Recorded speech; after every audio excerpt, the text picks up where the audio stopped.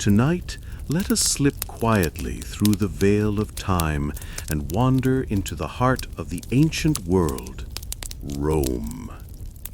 Imagine opening your eyes to the pale light of dawn filtering through a small shuttered window. The air carries the faint scent of oil lamps long extinguished and the echo of distant footsteps in narrow stone streets. Outside, the city stirs. The rattle of cartwheels on cobblestones, the cries of merchants already setting up their stalls, and the faint murmur of a fountain where neighbors gather to fill clay jugs with water. Here, you are far from the noise of the modern world. There are no buzzing phones, no glowing screens, only the rhythm of a city that believes itself eternal. Yet, behind its grandeur, life moves slowly, with routines both familiar and strange.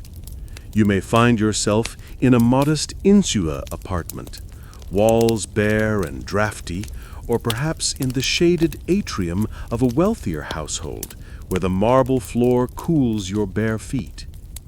As we walk through this world together, we will linger on the quiet details. The smell of fresh bread from a nearby bakery, the rough weave of linen against your skin, the sound of a neighbor calling out a greeting in Latin. Tonight, we will not rush through battles, politics, or the rise and fall of emperors. Instead, we will wander gently through daily life, through the small ordinary moments that made up existence in ancient Rome. So settle in.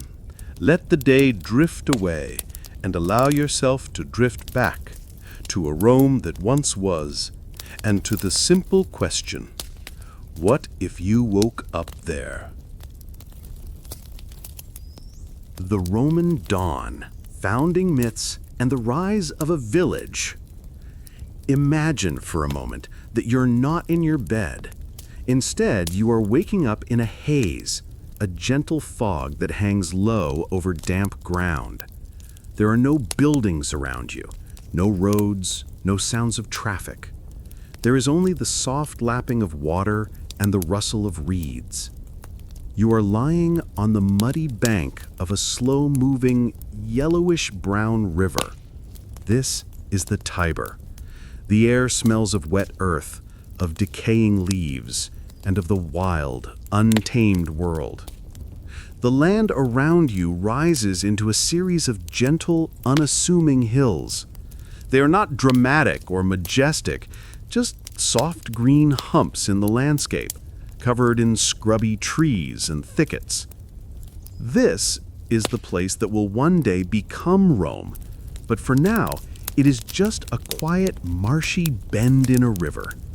It is a place waiting for a story. And that story begins, as all good bedtime stories do, with two abandoned children. Let your mind drift to the legend. Imagine a tiny wicker basket bobbing precariously on the swollen waters of this very river. Inside, two infants, Romulus and Remus, cry out with a helplessness that is swallowed by the vast emptiness of the landscape. They are the sons of a princess and a god, cast out to die by a fearful king. But fate, or perhaps the river itself, has other plans. The basket does not sink. It does not wash out to the sea. Instead, it snags in the roots of a fig tree, right here, at the base of what will one day be called the Palatine Hill. Their cries are heard, not by a human, but by a creature of the wild. A she-wolf, her own pups recently lost, is drawn by the sound. You can almost feel the hush that falls over the scene as this powerful animal approaches the basket. There is no menace in her movements, only a primal, maternal instinct. She nudges the infants with her wet nose and, finding them hungry, lies down and offers her milk. It is a strange and silent tableau. The divine twins and their lupine wet nurse, a moment of impossible tenderness in a harsh world. This is the foundational image of Rome, not of power, but of survival against the odds, nurtured by the wild. Eventually, the boys are found by a shepherd, Faustulus. He and his wife raised them as their own, never knowing their divine heritage. The boys grew up strong and hardy, living the simple, rough life of herdsmen on these hills. They lead bands of other young shepherds, rustling cattle, fighting off rivals, and learning the raw, unspoken laws of leadership and loyalty. They are children of the wild, their characters forged by the open sky and the hard ground. As they grow into men, their true identities are revealed. They reclaim their grandfather's throne, but they are not content to stay in their ancestral home. They are drawn back to this place, to the 7 hills by the Tiber where they were saved. They decide to build a city here. But this is where the quiet myth takes a darker, more human turn. The brothers quarrel. They cannot agree on which hill to found their city or who should be its king. Romulus chooses the Palatine Hill, the very place where the she-wolf had nursed them. Remus chooses the Aventine Hill, just across the small valley. To settle the dispute, they turn to the gods, watching for an omen in the flight of birds, a practice known as augury. Remus sees 6 vultures first, a good sign. But then, a short time later, Romulus sees 12, a better sign. A dispute erupts. Does the first sign matter more, or the number of birds? It is a petty human argument, the kind that has echoed through families for all of time. In his confidence, Romulus begins to plow a furrow around the Palatine Hill, marking the sacred boundary, the pomerium of his new city. It is a symbolic act, a line drawn between civilization and the wilderness. Remus, in a fit of jealous mockery, leaps over the shallow ditch and the half-built wall. It is a fatal mistake. To cross the sacred boundary uninvited was the gravest of insults, a violation of the city's nascent spirit. Enraged, Romulus strikes his brother down, declaring, "So shall it be for all who dare to leap over my walls." And so, the city of Rome is founded in blood. It is a somber, uncomfortable truth that lies beneath all the marble and glory to come. The city begins not just with a myth of salvation, but with a story of fratricide. But for now, let's return to the quiet before all that. Imagine those first settlers. Romulus, needing a population, declares his new settlement an asylum, a place of refuge for outcasts, runaway slaves, and men fleeing debt or justice. It is a city of rough men, a collection of humble huts made of wattle and daub, with thatched roofs. You can almost smell the wood smoke from their small fires, see the flicker of torchlight against the simple wooden walls. This is not the Rome of emperors and amphitheaters. This is a muddy, precarious village clinging to a hilltop, surrounded by hostile neighbors and the ever-present threat of hunger and disease. The 7 hills, the Palatine, the Capitoline, the Quirinal, the Viminal, the Esquiline, the Caelian, and the Aventine, are just sleepy, sparsely populated rises. The valley that will one day become the bustling Roman Forum is a swampy, unusable marsh, a burial ground. Life is lived in small, tight-knit communities, governed by the rhythm of the seasons and the fear of the unknown. They are farmers and shepherds, their lives tied to the earth beneath their feet. Their world is small, their concerns immediate. They are not yet Romans in the way we think of them. They are just Latins, one of many tribes in a crowded and competitive land. As you drift now, let the image of this early Rome soothe you. Picture a small cluster of huts on a hill, the smoke from their hearths curling lazily into the twilight sky. The sound is not of legions marching, but of sheep bleating in their pens. The feeling is not of imperial grandeur, but of the simple, quiet determination to survive another day. This is the seed from which an empire will grow, but it is a very small, very humble seed planted in the muddy soil of a legend. And for now, in this misty, pre-dawn moment of history, all is quiet on the 7 hills. All is still. A day in the life of a Roman peasant. Let the mists of legend recede and allow yourself to wake up once more. This time, there is a roof over your head, but it is a simple one of thatch, and you can hear the gentle rustle of the wind through it. You are not on a soft mattress, but on a straw-stuffed pallet on a hard-packed earthen floor. There is no alarm clock. The first sign of morning is a subtle shift in the darkness, a faint gray light filtering through a small high window or an open doorway. The air is cool and smells of wood smoke, old straw, and the sleeping bodies of your family, all sharing this one small room. You are a plebeian, a common Roman citizen, but one who lives and works on the land. Your family might own this small plot, or more likely, you are tenant farmers, working a piece of land owned by a wealthy patrician who lives a world away in the city. Your life is not one of politics or philosophy. It is a life of soil, sun, and sweat. You rise with the first light. There is no running water to greet you. A clay basin holds cold water drawn from a nearby well or stream the night before. You splash it on your face, the chill a sharp but familiar awakening. You pull on your clothes, which are simple and practical. A single garment, a tunic of coarse, undyed wool belted at the waist. It is functional, durable, and scratchy against your skin. Your feet are bare, or perhaps shod in simple leather sandals if the ground is rough. Breakfast is a quiet, functional affair. There is no coffee, no tea. You might chew on a piece of hard bread, a type of flat bread made from emmer wheat or barley.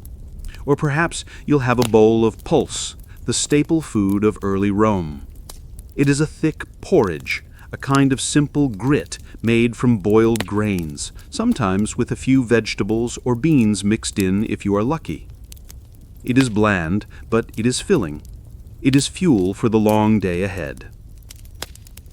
Before leaving the hut, you and your family pause at the hearth. Here reside the household gods, the lares and penates, protectors of the home and the pantry. A small offering is made, a pinch of salted flour, a drop of wine, a small cake. A quiet acknowledgement of the divine forces that govern your small world, a humble plea for their continued favor. Then you step outside into the dawn. The Roman countryside unfolds before you. Small fields are carved out of the landscape, separated by low stone walls or ditches. In the distance, you see the silver-green shimmer of an olive grove, or the garnered, orderly rows of a vineyard. Your work is dictated by the season. If it is spring, you might be guiding a simple wooden plow, an aratrum, pulled by a pair of slow, powerful oxen. You can feel the vibration of the plow in your hands, the resistance of the earth as you carve a shallow furrow. You can hear the rhythmic creak of the wooden yoke, the heavy breathing of the animals, and your own voice calling out commands. It is repetitive, back-breaking work from sunrise to sunset. If it is summer, you might be weeding the fields under a hot, unforgiving sun, your back aching from bending over for hours. Or perhaps it is the harvest, a time of communal labor and urgency. The whole family is in the fields, cutting wheat with iron sickles, the stalks whispering as they fall. The work is relentless, driven by the fear of rain spoiling the crop. The sun is your clock. When it is high in the sky, it is time for a brief rest and a midday meal, the prandium. You find shade under an olive tree. You unwrap a lunch of bread, perhaps some hard cheese, a handful of olives, and an onion or some garlic for flavor. You drink water, or maybe a watered-down sour wine called posca, which is refreshing and safer to drink than a lot of well water. There are no long lunch breaks. You eat, you rest for a moment, and then it is back to the fields. Your world is small and intimate. You know every rock and tree on your patch of land. You know the subtle signs of changing weather in the sky. You know the sounds of the local wildlife. Your social life is confined to your family and your immediate neighbors. News from the city of Rome comes slowly, passed along by a traveling merchant or a landowner's agent. Politics, wars in distant lands, these are abstract concepts, murmurs from another world that rarely touch your daily reality. Unless the state demands a son for the army or a new tax on your grain. As the sun begins to dip towards the horizon, casting long shadows across the fields, your work for the day is done. You guide the oxen back to their shelter, your muscles screaming with fatigue. The walk home is slow, your feet heavy with dust. The evening meal, the cena, is the main meal of the day. The family gathers as the light fades. A fire in the hearth provides warmth and a flickering light. Supper might be a thick vegetable soup or stew made with cabbage, leeks, beans, and lentils. Meat is a rare luxury reserved for a festival day or a special sacrifice. You eat from simple earthenware bowls using your hands or a wooden spoon. The conversation is simple, about the weather, the state of the crops, a sick animal. When darkness falls, it is absolute. There are no streetlights, no electric glow on the horizon. The world outside your small hut is black and filled with the sounds of the night, the chirping of crickets, the distant hoot of an owl. Your only light comes from the dying embers of the fire or a single smoky oil lamp that gives off more soot than illumination. There is little to do after dark, with no light to read by, not that you could read anyway, and exhausted from a day of physical labor, sleep comes easily and early. You lie down on your straw pallet, the sounds of your family breathing softly around you. You are not thinking of empires or legacies. You are thinking of the ache in your back, the hope for rain, and the knowledge that tomorrow will be exactly the same as today. And in that predictability, in that deep, bone-weary rhythm of life, there is a kind of peace, a heavy, dreamless slumber. The Roman Forum, heart of a growing republic. Now allow your senses to shift. You are waking up not in a field, but in the heart of a city. The air is no longer clean and earthy. It is thick with the smells of humanity, of sweat, cheap perfume, cooking food, and the dust kicked up by thousands of sandals. The sound is low, constant hum, a murmur of countless conversations, of vendors hawking their wares, of shuffling feet on stone pavement. You are standing at the edge of the Roman Forum. Do not picture the silent, bleached white ruins we see today. Imagine a vibrant, chaotic, and colorful open space teeming with life. This is not yet the marble-clad heart of an empire. This is the bustling, messy center of a growing republic. The valley that was once a marshy burial ground has been drained by a great sewer, the Cloaca Maxima, and paved over. Now it is the center of everything: politics, law, business, and gossip. Look around you. The buildings are a mix of old and new. There are ancient, weathered temples made of dark, volcanic tufa stone, their roofs adorned with painted terracotta figures. There are newer structures of travertine limestone, gleaming in the Italian sun. The columns are not all pristine white. Many are painted in gaudy, bright colors, reds, blues, and golds, that have long since faded from history. Your eyes are drawn to the flow of people. This is a cross-section of Roman society. Senators in their white togas with the broad purple stripe, the latus clavus, walk with an air of self-importance, often surrounded by a crowd of clients, dependents who owe them favors and support. They are on their way to the Curia, the Senate House, a plain brick building where the fate of the Republic is debated with passionate, fiery oratory. You can almost hear the faint, muffled shouts of a fierce political argument drifting from its doors.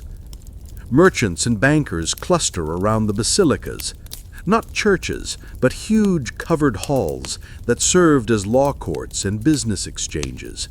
Inside these cavernous spaces, men haggle over the price of a shipment of grain from Egypt. Lawyers argue cases before a magistrate, and scribes scratch out contracts on wax tablets. The air inside is thick with the sound of clinking coins and the drone of legal arguments. Everywhere there are shopkeepers. The forum is lined with tabernae, single-room shops opening directly onto the square. A butcher shouts about his fresh cuts of meat, flies buzzing around his stall. A weaver displays bolts of colorful cloth. A bookseller, a librarius, has scrolls for sale, copied out by slaves. Barbers have set up chairs in the open air, snipping hair and shaving faces with sharp bronze razors, all while trading the latest gossip. You can smell bread baking in a nearby shop, the scent mingling with the less pleasant odor from a fishmonger's stall, where pungent, fermented fish sauce, garum, is sold in clay amphoras. And then there are the common people, the plebeians. They are here for every reason imaginable. A farmer has come into the city to sell his produce. A woman is making an offering at the Temple of Vesta, a small, round building where the sacred flame of Rome is perpetually tended by the Vestal Virgins. Children dart through the crowds, playing games with knucklebones or chasing hoops. Notice the slaves. They are everywhere, an almost invisible workforce that keeps the city running. They hurry through the forum on errands for their masters, carrying heavy loads, delivering messages, their faces often set in a mask of weary indifference. They are legally property, yet they are an integral, undeniable part of this public scene. The forum is also a place of public information. News is not printed, it is proclaimed.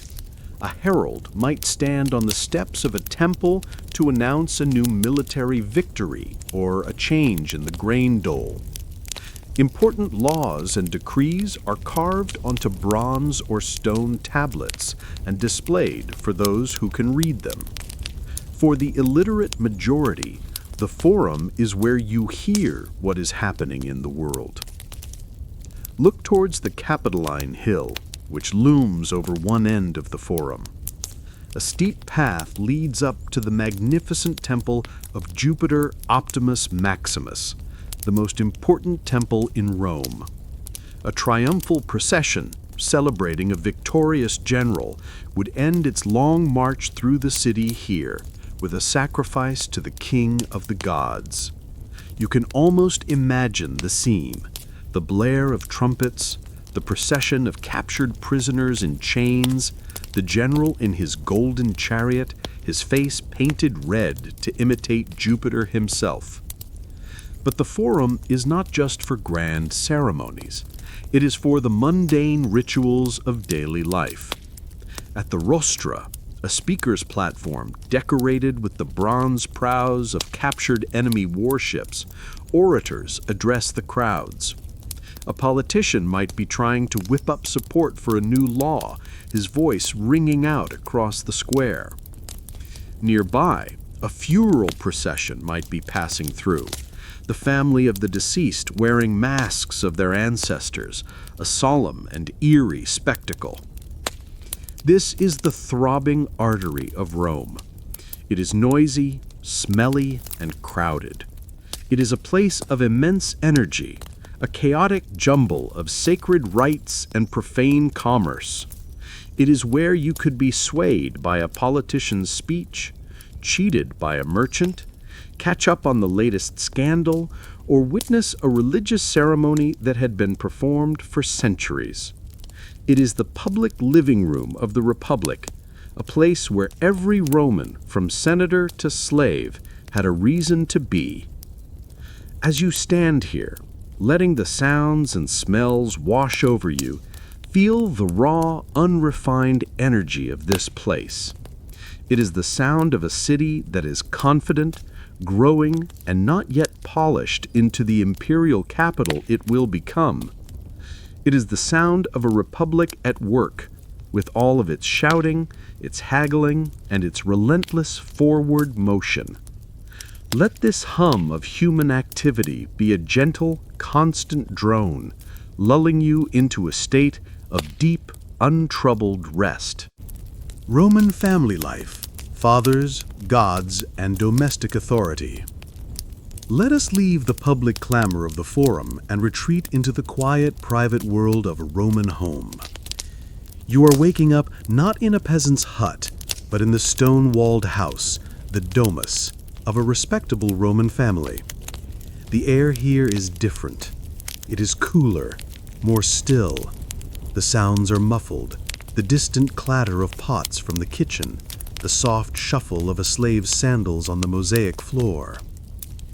You are in the atrium, the central hall of the house. It is open to the sky through a rectangular opening in the roof, the compluvium. Below it, a shallow pool, the impluvium, catches the rainwater. The light that filters down is soft and diffused. This is the formal heart of the household, where the family receives guests and conducts its business. And at the center of this household, in every sense of the word, is one figure, the pater familias, the father of the family. Imagine him now. He is not just a father in our modern sense.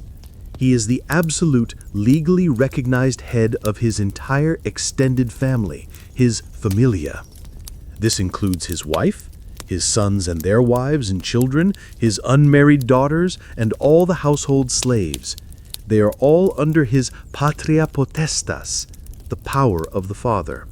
This power is immense, almost terrifying in its scope. Legally, he owns all the family property. Anything his children or wife acquire belongs to him. By law, he holds the power of life and death over his children, though by the time of the late Republic, this was a right rarely, if ever, exercised. He arranges their marriages, he decides their careers, he can sell them into slavery if he so chooses. His authority is not just legal, it is moral and religious. He is the chief priest of the family. Each morning, he leads the family in their domestic worship. Your eyes are drawn to a small shrine, the lorarium, tucked into a corner of the atrium. Here, small figurines represent the household gods. There are the lares, the spirits of the ancestors who protect the home and the family land. And there are the penates, the spirits of the pantry, who ensure the family has enough to eat. There is also the genius, the personal guardian spirit of the paterfamilias himself. Watch as he performs the daily ritual. He offers a small portion of food, a bit of bread, a piece of fruit, and a libation of wine, murmuring prayers for the family's well-being. It is a quiet, solemn moment that reinforces his role as the essential link between his family and the divine world. His piety, his pietas, a sense of duty to family, gods, and state, is the bedrock of the entire social order. Now think about what it means to live within this structure. If you are a son, even a grown man with a wife and children of your own, you remain under your father's legal control until he dies. You cannot own property in your own name. You cannot make a legally binding contract without his permission. Your life is one of obedience and deference. Your identity is subsumed into the larger identity of the family. If you are a daughter, your life is also defined by male authority.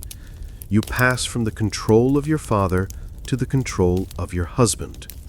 Your marriage is not a matter of romantic love, but a strategic alliance between families arranged by your paterfamilias to improve the family's wealth or social standing. A good Roman woman, a matrona, is expected to be modest, loyal, and skilled in managing the household, especially the spinning of wool, a symbol of traditional female virtue. Though she has no public role, within the home, her influence is significant. She runs the household, directs the slaves, and is responsible for the moral education of her children in their early years. She is the quiet manager of the domestic sphere, the anchor of the family's daily life. And then there are the slaves. They are legally part of the familia, but they are also property. Their lives are entirely subject to the will of the paterfamilias. They cook the meals, clean the house, tend the garden, and educate the children. Some, like a trusted Greek tutor, might be treated with a degree of respect and affection. Others, who perform the most menial tasks, might live lives of anonymous, endless labor. Their presence is a constant reminder of the rigid hierarchy that underpins this entire world. The Roman home is not a place of cozy emotional intimacy as we might think of it. It is a highly structured, almost corporate entity. It is a microcosm of the Roman state, built on hierarchy, duty, and tradition. The core values are not happiness or self-fulfillment, but loyalty, responsibility, and the continuation of the family name. The past is ever present. In the atrium you might see wax masks, the imagines of distinguished ancestors, displayed in wooden cabinets. During a funeral, these masks would be worn by actors to represent the ancestors in the procession, a powerful statement of the family's lineage and its contribution to Rome. So as you linger in this quiet, ordered space, feel the weight of this structure. Feel the deep-rooted sense of duty that binds everyone within these walls. It is a world of clearly defined roles, of unspoken rules, and of an authority that is absolute and unquestioned. It is a world where the individual is secondary to the collective, where the needs of the familia come before all else. There is a kind of profound security in this structure, a sense of belonging to something ancient and enduring. Let this feeling of stability, of deep, unchanging order, be a comforting weight, pressing you gently down into a peaceful, sound sleep. Roman roads and rest stops, travel and transportation. Imagine waking up to the feeling of dust in your throat and a dull ache in your feet. You are not in a city or a home, but on the side of a wide, straight road that cuts through the countryside like a ruled line. The sun is warm on your face. In the distance, you can see the road continuing, unwavering, over hills and across valleys, disappearing towards the horizon. You are standing on one of the great Roman roads, perhaps the famous Via Appia, the Queen of Roads. These roads were the veins and arteries of the empire, marvels of engineering designed for one primary purpose: to move legions quickly and efficiently from one corner of the Roman world to another. But they became so much more. They became conduits for trade, communication, and ideas. Look at the road itself. It is not a simple dirt track. It is a sophisticated, multi-layered construction. Roman engineers would first dig a trench, sometimes several feet deep. They would fill the bottom with a layer of sand, followed by a layer of large, flat stones set in mortar. Then came a layer of gravel mixed with concrete, and finally, the surface was paved with large, tightly fitted polygonal stones. The road was cambered, meaning it was slightly higher in the middle, so that rainwater would run off into the ditches that lined either side. These roads were built to last, and many of them, in some form, are still in use today. The sound of the road is a slow, rhythmic one. You hear the plodding of hooves, the creak of wooden cartwheels, the soft tramp of sandaled feet. Travel in the ancient world was slow. A person on foot might cover 15 or 20 miles in a day. A horse-drawn cart laden with goods would be even slower. A government courier on a fresh horse could travel much faster, using a series of relay stations. But for the average person, a journey of 100 miles was a major undertaking that could take a week or more. Let your eyes follow the people on the road. A wealthy noble might be traveling in a lectica, a covered litter carried on the shoulders of 8 strong slaves. He lies on cushions, shielded from the sun and dust, perhaps reading a scroll or dictating a letter to a scribe. A merchant trundles by with a heavy 2-wheeled cart pulled by a pair of mules, the cart piled high with amphoras of wine or bolts of cloth. He is on his way to a provincial market town. A family of farmers leads a donkey laden with produce, heading to the nearest city to sell their goods. A group of soldiers, their tour of duty complete, march home, their hobnailed sandals, the kalagai, clicking on the paving stone. The road is punctuated by milestones, the miliaria. These are cylindrical stone pillars placed at every Roman mile, about 4,850 feet, indicating the distance to the next town and often bearing the name of the emperor who built or repaired the road. They are the ancient equivalent of road signs, reassuring travelers that they are on the right path and marking their slow progress. But what happens when night falls? Where do you rest your weary body? For the wealthy, travel was a more comfortable affair. They might have a network of friends or business associates with villas along their route, where they could expect comfortable lodging and a good meal. But for the common traveler, the options were far less appealing. Along the main roads, you would find a mansio, an official way station maintained by the government for use by officials and people on state business. These were relatively well appointed, with stables, baths, and decent rooms. To stay there, you needed a special permit, a sort of official passport. For everyone else, there was the kaupona, the roadside inn. And if you woke up in one of these, you would likely try to go back to sleep immediately. Imagine a small, dirty, smoke-filled building. The ground floor is a tavern, noisy and crowded with off-duty soldiers, rough-looking carters, and other travelers of questionable character. The air is thick with the smell of cheap, sour wine, spilled food, and unwashed bodies. The innkeeper, the kaupo, is often portrayed in Roman literature as a swindler, notorious for watering down the wine and overcharging for a miserable meal of bean stew and stale bread. The sleeping arrangements are a far cry from a private room. You might be offered a space on a dirty floor in a common room, packed in with a dozen other snoring, coughing strangers. Your belongings would be at constant risk of theft. The beds, if there were any, would be simple wooden frames with straw mattresses that were likely crawling with fleas, lice, and bedbugs. The Roman poet Horace, describing a stay in one such inn, complained about the frogs, the gnats, and the drunken arguments that lasted all night. These inns were also known as places of gambling and prostitution. They were the grimy, necessary underbelly of Roman travel, places to be endured rather than enjoyed. A respectable Roman would avoid them at all costs. And so, as you stand on the side of this great, enduring road, you can feel the two sides of Roman travel. On one hand, there is the magnificent engineering, the symbol of Rome's power to connect and control its vast territories.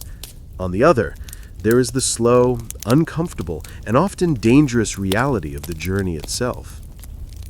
Let the image of the road soothe you. Picture it stretching on endlessly, a ribbon of stone under the moon. Imagine the quiet of the night, broken only by the chirping of crickets. The travelers are all asleep now, whether in a luxurious villa or on the hard floor of a wretched inn. The road itself is at rest, waiting for the dawn. Let your mind follow that road, not to any particular destination, but just along its straight, unwavering path, until it leads you into the deep, quiet country of sleep. Baths, latrines, and cleanliness. Roman public hygiene. Let yourself wake up to a new sound. It is a gentle, constant sound of splashing water, of echoing voices in a large, steamy space. The air is warm and humid, scented with fragrant oils and the clean smell of steam. You are not outdoors, nor are you in a private home. You have opened your eyes in one of the great public bathhouses of Rome, the Thermae. If we imagine the ancient world as universally filthy, Rome is the great exception. The Romans, especially in the cities, had a remarkable and deeply ingrained culture of public hygiene, made possible by one of their greatest engineering achievements, the aqueducts. Imagine these immense stone channels stretching for miles across the countryside on towering arches, carrying millions of gallons of fresh water from distant springs into the city every day. This constant supply of water fed the fountains, the public latrines, and most importantly, the baths. The bathhouse was a central institution in Roman daily life. It was far more than just a place to get clean. It was a community center, a social club, a place for business and leisure. For a very small entrance fee, often the smallest coin in circulation, any Roman, rich or poor, man or woman, though usually at different times or in separate facilities, could spend the afternoon here. Let's drift through the typical bathing ritual. First, you would enter the epotiterium, the changing room. Here you would undress, leaving your clothes in small niches in the wall, often watched over by a slave to prevent theft. From there, you might head to the palestra, an open-air courtyard, to exercise. You can picture men lifting weights, wrestling, or playing games with heavy balls. The idea was to work up a good sweat before entering the baths themselves. After exercising, the real bathing process began. You would start in the tepidarium, a warm room designed to ease your body into the higher temperatures to come. The air is pleasantly warm, the floor heated from below by a sophisticated system of hypocaust heating, where hot air from a furnace circulates through channels under the floor and in the walls. Here people would sit and chat, acclimating to the heat. Next, you would move to the caldarium, the hot room. The air here is thick with steam. It is much hotter, sometimes containing a pool of very hot water for soaking. The heat opens up the pores. The Romans did not use soap. Instead, they would cover their bodies in olive oil. Then, using a curved metal tool called a strigil, they would scrape the oil, sweat, and dirt from their skin. This was often done by a slave, a vigorous and exfoliating process. You can almost hear the soft scraping sound, a common background noise in the caldarium. Finally, after enduring the heat, you would make your way to the frigidarium, the cold room. This room would have a large, deep pool of unheated water. Plunging into the cold water was a bracing, invigorating shock to the system. It closed the pores and left you feeling refreshed and thoroughly clean. But the experience did not end there. A large bath complex was like a modern spa and recreation center combined. There were libraries where you could read scrolls, gardens for strolling, and food stalls selling snacks and drinks. You could get a massage, have your hair plucked, or simply lounge around and gossip with your friends. Business deals were made, political strategies were debated, and social connections were forged in the warm, relaxed atmosphere of the Thermae. Now, let's turn to a less glamorous but equally important aspect of Roman public hygiene: the latrines. Public toilets were another common feature of Roman cities, often located near the baths or the forum. If you were to wake up in one, you would find a sight very different from a modern bathroom. Imagine a long room with marble or stone benches running along the walls. Carved into these benches are a series of keyhole-shaped openings right next to each other.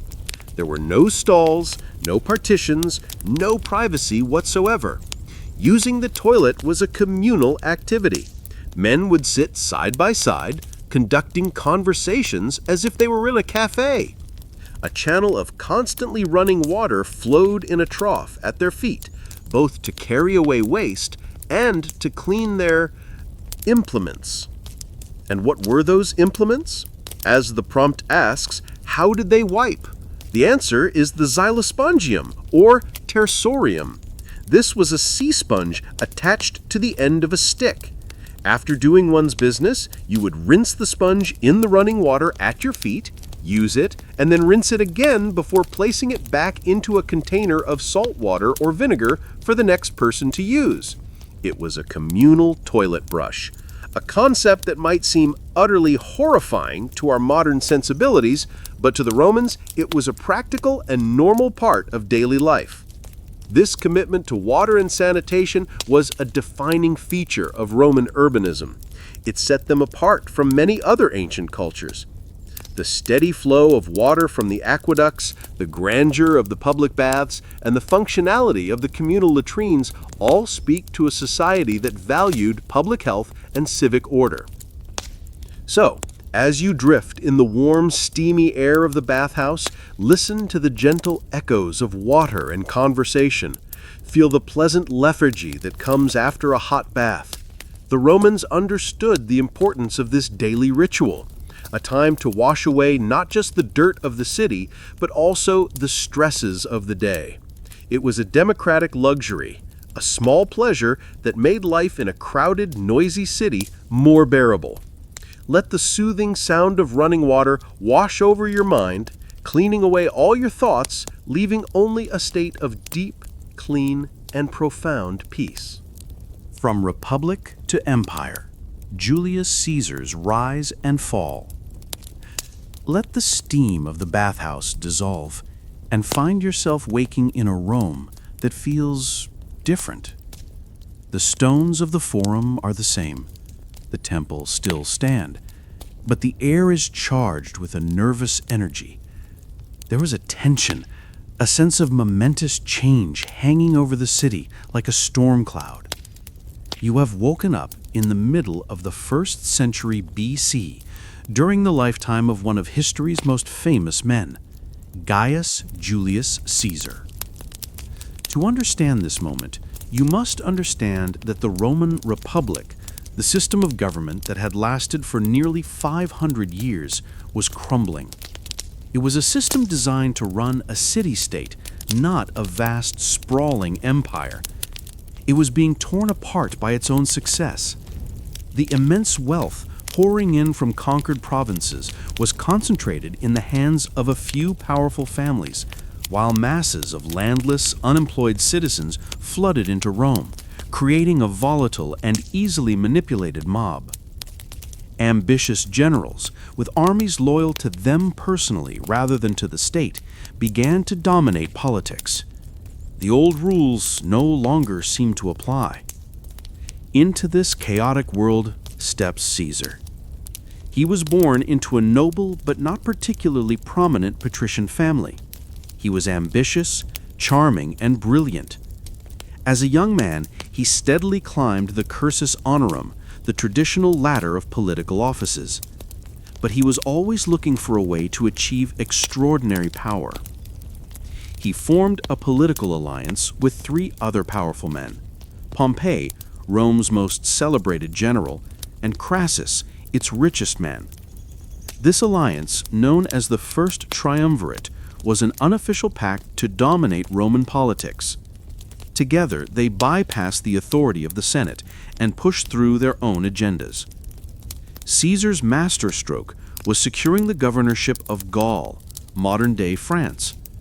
For nearly a decade, he waged a series of brilliant and brutal military campaigns, conquering the Gallic tribes one by one. He was not just a general, he was a masterful propagandist.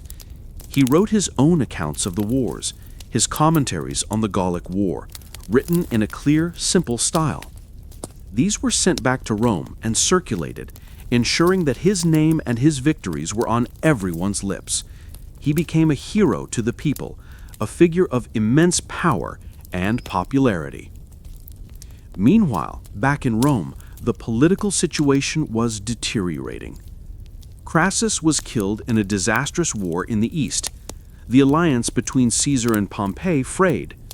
Pompey, now allied with the conservative faction of the Senate, the Optimates, grew fearful of Caesar's popularity and the loyalty of his legions. They saw Caesar as a demagogue, a populist who threatened the foundations of the Republic. The Senate issued an ultimatum. Caesar must disband his army and return to Rome as a private citizen to stand for election. Caesar knew that if he did so, his political enemies would immediately prosecute and ruin him. He was trapped. He stood with his 13th Legion on the banks of a small river in northern Italy called the Rubicon. This river marked the legal boundary of his province. To cross it with his army would be an act of treason, a declaration of civil war. Imagine that quiet, fateful moment. The winter night, the flickering torches, the silent, waiting soldiers. Caesar is said to have hesitated, to have debated with himself. Then, with the famous words, "Alea iacta est," the die is cast, he gave the order to cross. The civil war that followed was swift. Pompey and his allies in the Senate were unprepared. They fled Italy to Greece to raise an army. Caesar marched into Rome without a fight, taking control of the city. He then pursued Pompey, eventually defeating him decisively at the Battle of Pharsalus in Greece. Pompey fled to Egypt, where he was assassinated. Caesar was now the undisputed master of the Roman world. He returned to Rome and was showered with honors. He was made dictator, an old office for temporary emergencies, but it was granted to him for 10 years and then for life. He was not a king. The Romans had a deep-seated hatred of kings, but he held all the power of one. If you were living in Rome during this time, you would have seen profound changes. Caesar embarked on a whirlwind of reforms. He reorganized the calendar, creating the Julian calendar that, with minor adjustments, we still use today. He launched massive public works projects, providing jobs for the unemployed. He granted citizenship to people in the provinces. He settled his veterans on land throughout the empire. He was trying to solve the very problems that had broken the Republic. But to many in the Senate, he was a tyrant who had destroyed Roman liberty. A conspiracy formed, led by Marcus Junius Brutus and Gaius Cassius Longinus. They were not just political rivals. Many, like Brutus, had been pardoned by Caesar and were considered his friends. They called themselves the Liberators and believed that by killing Caesar, they could restore the Republic. On the Ides of March 15th, 44 BC, they struck. As Caesar entered a meeting of the Senate, held in a hall next to the theater of Pompey, the conspirators surrounded him. They drew daggers hidden in their togas and stabbed him again and again. He is said to have fallen at the foot of a statue of his great rival, Pompey. The conspirators believed the people of Rome would hail them as heroes. They were wrong. The people of Rome, who had loved Caesar, were horrified. The assassination did not restore the Republic. It plunged the Roman world into more than a decade of new civil wars. It was out of the ashes of these wars that Caesar's adopted son, Octavian, would finally emerge, eventually taking the name Augustus and becoming the first Roman emperor. Caesar's life marks the tipping point, the moment when the old world of the Republic died and the new world of the empire was born. If you were living in Rome during this time, you would have seen profound changes, for the old certainties were gone. The air was filled with a mixture of hope, fear, and a profound, unsettling sense of a destiny being forged in real time. Let your mind drift on this sense of transition, of an old era fading and a new one struggling to be born. It is a slow, ponderous, and inevitable shift, like a great tide turning. And like the tide, it is a sound that can lull you into a deep and lasting sleep. Food of the Roman world, from garum to grits. Allow yourself to wake up to the smells of a Roman kitchen, not the grand kitchen of a wealthy villa, but a simple, smoky cooking space. The air is thick with the scent of boiling cabbage, of garlic and herbs, and something else, a pungent, salty, fishy aroma that is both foreign and fundamental to the Roman palate. You are about to drift through the world of Roman food. What did the average Roman eat? For the vast majority of people, the diet was simple, repetitive, and vegetarian-leaning. The cornerstone of the Roman diet was what they called the Mediterranean triad: grain, grapes, and olives. Grain was the most important.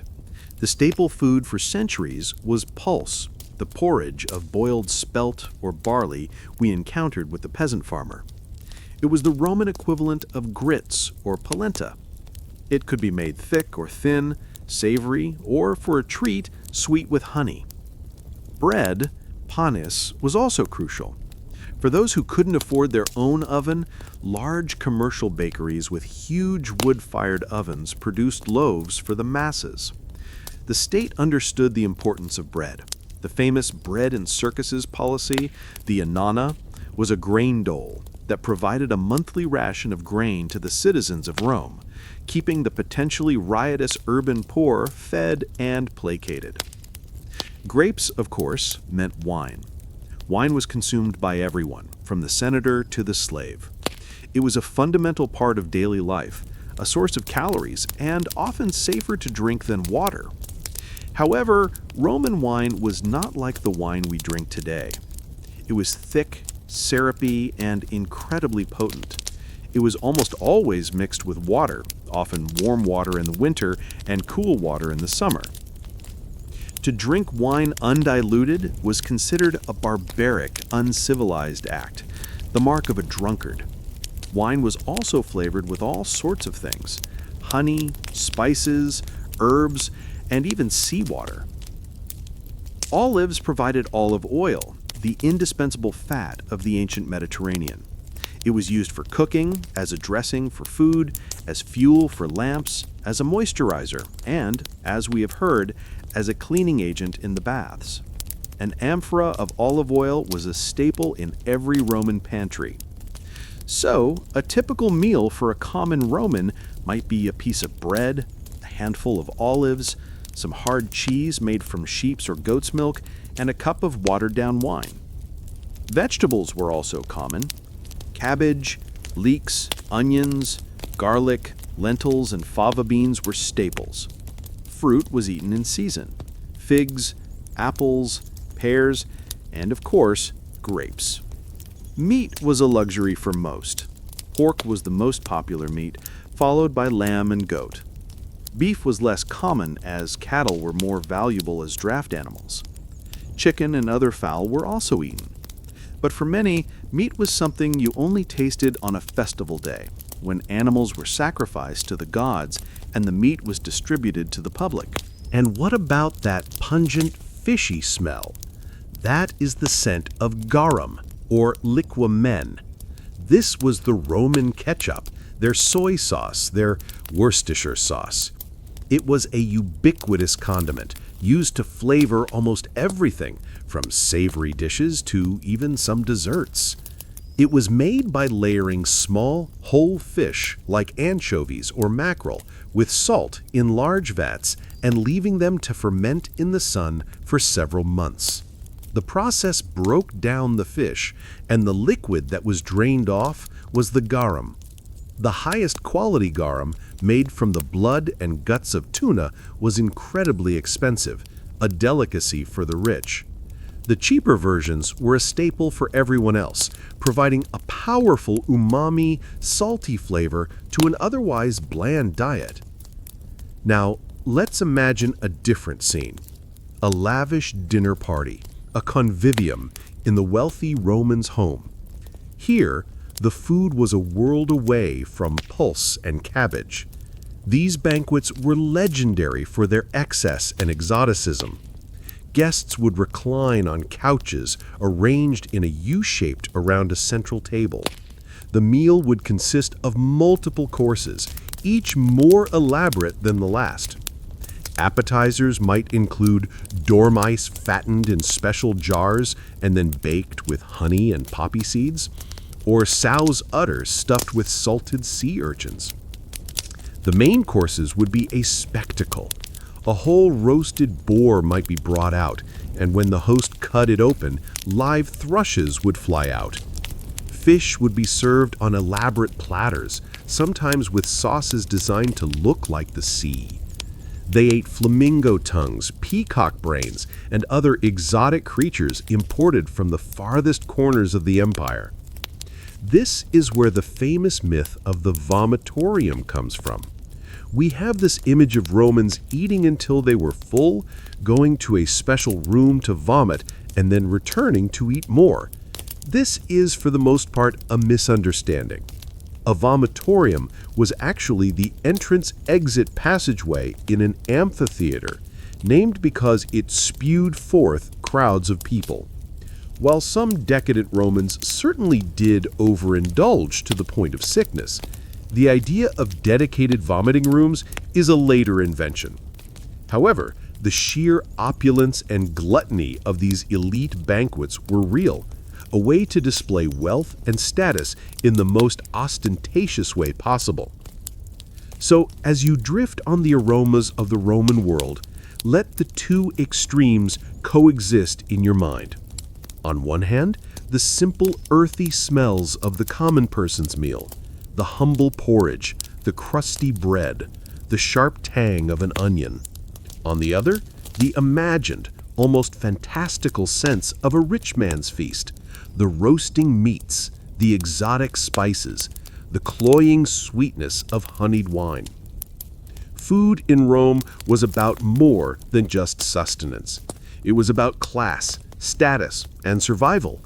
It was the simple fuel for a farmer's labor and the elaborate theater for a senator's ambition. Let the gentle, repetitive thought of a simple meal, bread, olives, cheese, be a calming, grounding presence. There is nothing to worry about, nothing to prepare.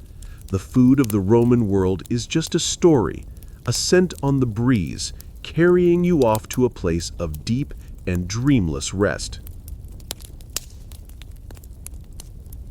Roman slavery, invisible engines of the empire.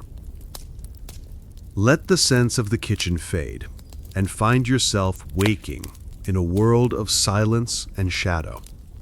You are not the master of the house, nor a guest at the feast. You are a presence in the background, unnoticed, unheard. You are witnessing the world of Roman slavery. the vast, silent engine that powered the entire civilization. It is impossible to overstate the importance of slavery in ancient Rome. At the height of the empire, it is estimated that as much as 1/3 of the population of Italy were slaves. They were not a distinct racial or ethnic group. Slaves came from all over the world, from every land the Roman legions had conquered: Gauls, Germans, Britons, Greeks, Syrians, Egyptians, Jews. They were captured in war, kidnapped by pirates, or were the children of existing slaves born into servitude. They were considered property, res, or things under Roman law. They could be bought, sold, rented, and abused with near total impunity. Behind every great Roman achievement, there were slaves. The magnificent roads you traveled on, built by slaves and soldiers. The towering aqueducts that brought water to the city, maintained by public slaves. The food that fed the population, grown on vast agricultural estates, the latifundia, worked by gangs of chained slaves. The beautiful mosaics that decorated the floors of wealthy homes, laid by skilled slave artisans. The scrolls in the library, copied by educated slave scribes. The experience of a slave could vary dramatically depending on their role. Let's imagine a few different lives. First, drift to the darkest end of the spectrum, the mines. Imagine being a slave condemned to work in a silver or gold mine in Spain or Dacia. You wake up in a dark, crowded barracks. You're shackled. You spend your entire day, from before sunrise to after sunset, deep underground. The air is hot, foul, and filled with dust. The only light is from a smoky, foul-smelling oil lamp. You chip away at rock with a pick and hammer, your body contorted in a narrow tunnel. The risk of a cave-in is constant. Your life expectancy is measured in months, not years. This is a death sentence, a life of pure, hopeless misery. Now shift your perspective to a large agricultural estate in Sicily. Here, you are part of a slave gang. You live in a fortified building, the ergastulum, which is little more than a prison. You are branded or tattooed to mark you as property. You work in the fields under the watchful eye of an overseer, the vilikus, who is himself often a slave, but one who has earned a position of trust. The work is relentless, seasonal, and physically exhausting. The food is meager, just enough to keep you working. The punishment for disobedience is swift and brutal. This is a life of unending, anonymous labor. But not all slavery was like this. Let's drift back to the city, to the domus of a wealthy family. Here, the variety of slave roles is immense. In the kitchen, slave cooks prepare the family's meals. Slave waiters serve at the dinner table. Slave cleaners sweep the floors. A slave doorkeeper, the janitor, is often chained near the entrance as a sign of the household's security.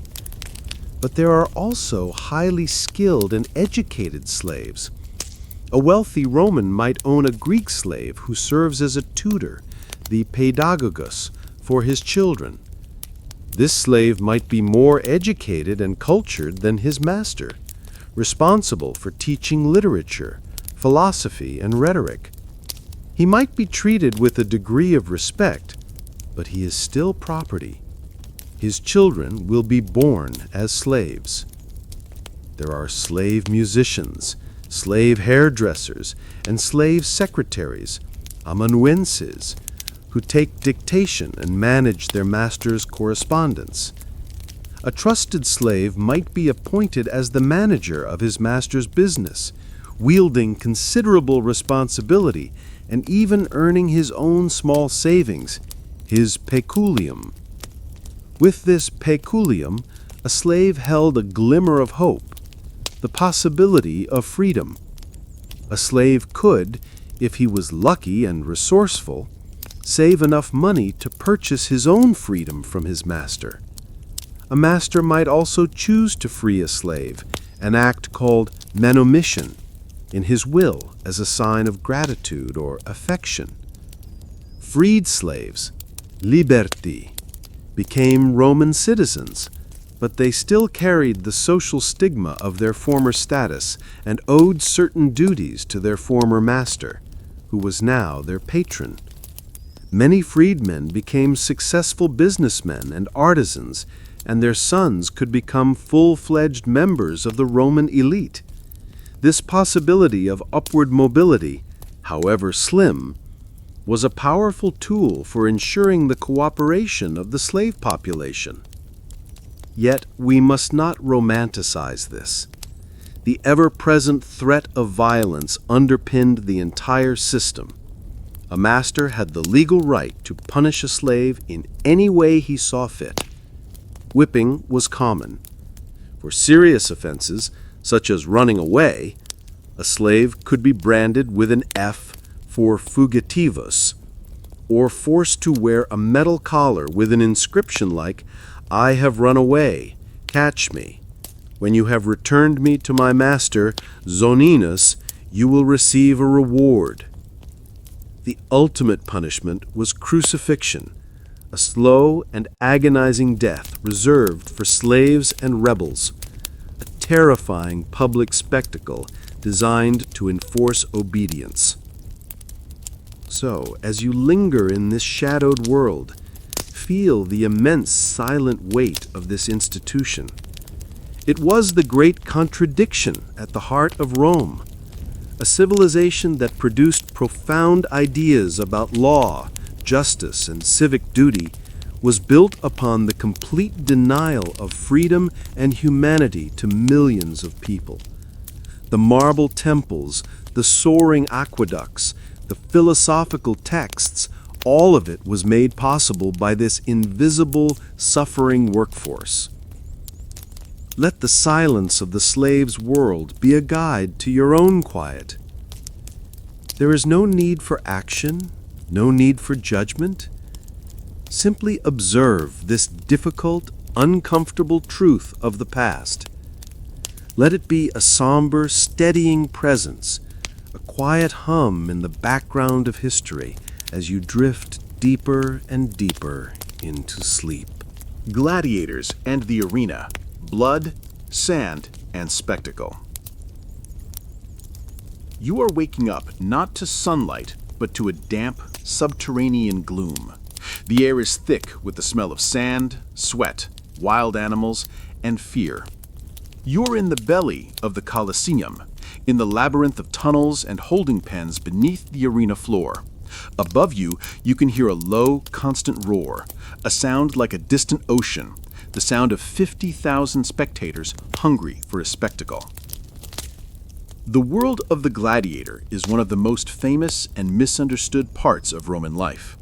Let's set aside the Hollywood images of heroic rebels fighting for freedom. The reality was something different, a grim, highly organized, and commercialized form of entertainment. Who were the gladiators? They were mostly slaves, prisoners of war, or condemned criminals who were sentenced to die in the arena, damnati ad ludum. A small number were free men who volunteered, driven by debt or a desperate desire for fame and prize money. They were not just random men thrown into a pit to fight. They were investments. They belonged to a lanista, a businessman who owned and trained them in a special school called a ludus. Life in the ludus was harsh and disciplined, a cross between a prison and a military boot camp. Gladiators lived in cells under constant guard, but they were also well-fed. Their diet was often heavy on barley and beans, designed to build a layer of fat that would protect underlying muscles and nerves from superficial cuts, making for a bloodier, more dramatic, but less lethal fight. They received extensive medical care. A good gladiator was a valuable asset, and a lanista did not want to lose his investment to infection or poor health. They trained relentlessly, for hours every day, using wooden weapons. They were taught by a doctor, a trainer, who was often a retired gladiator himself.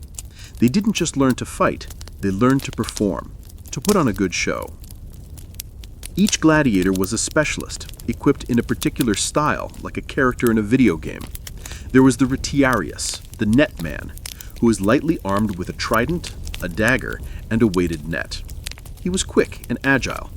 He was often pitted against the secutor, the pursuer, who was heavily armored, with a large shield, a sword, and a smooth round helmet that was designed to prevent the net from snagging on it.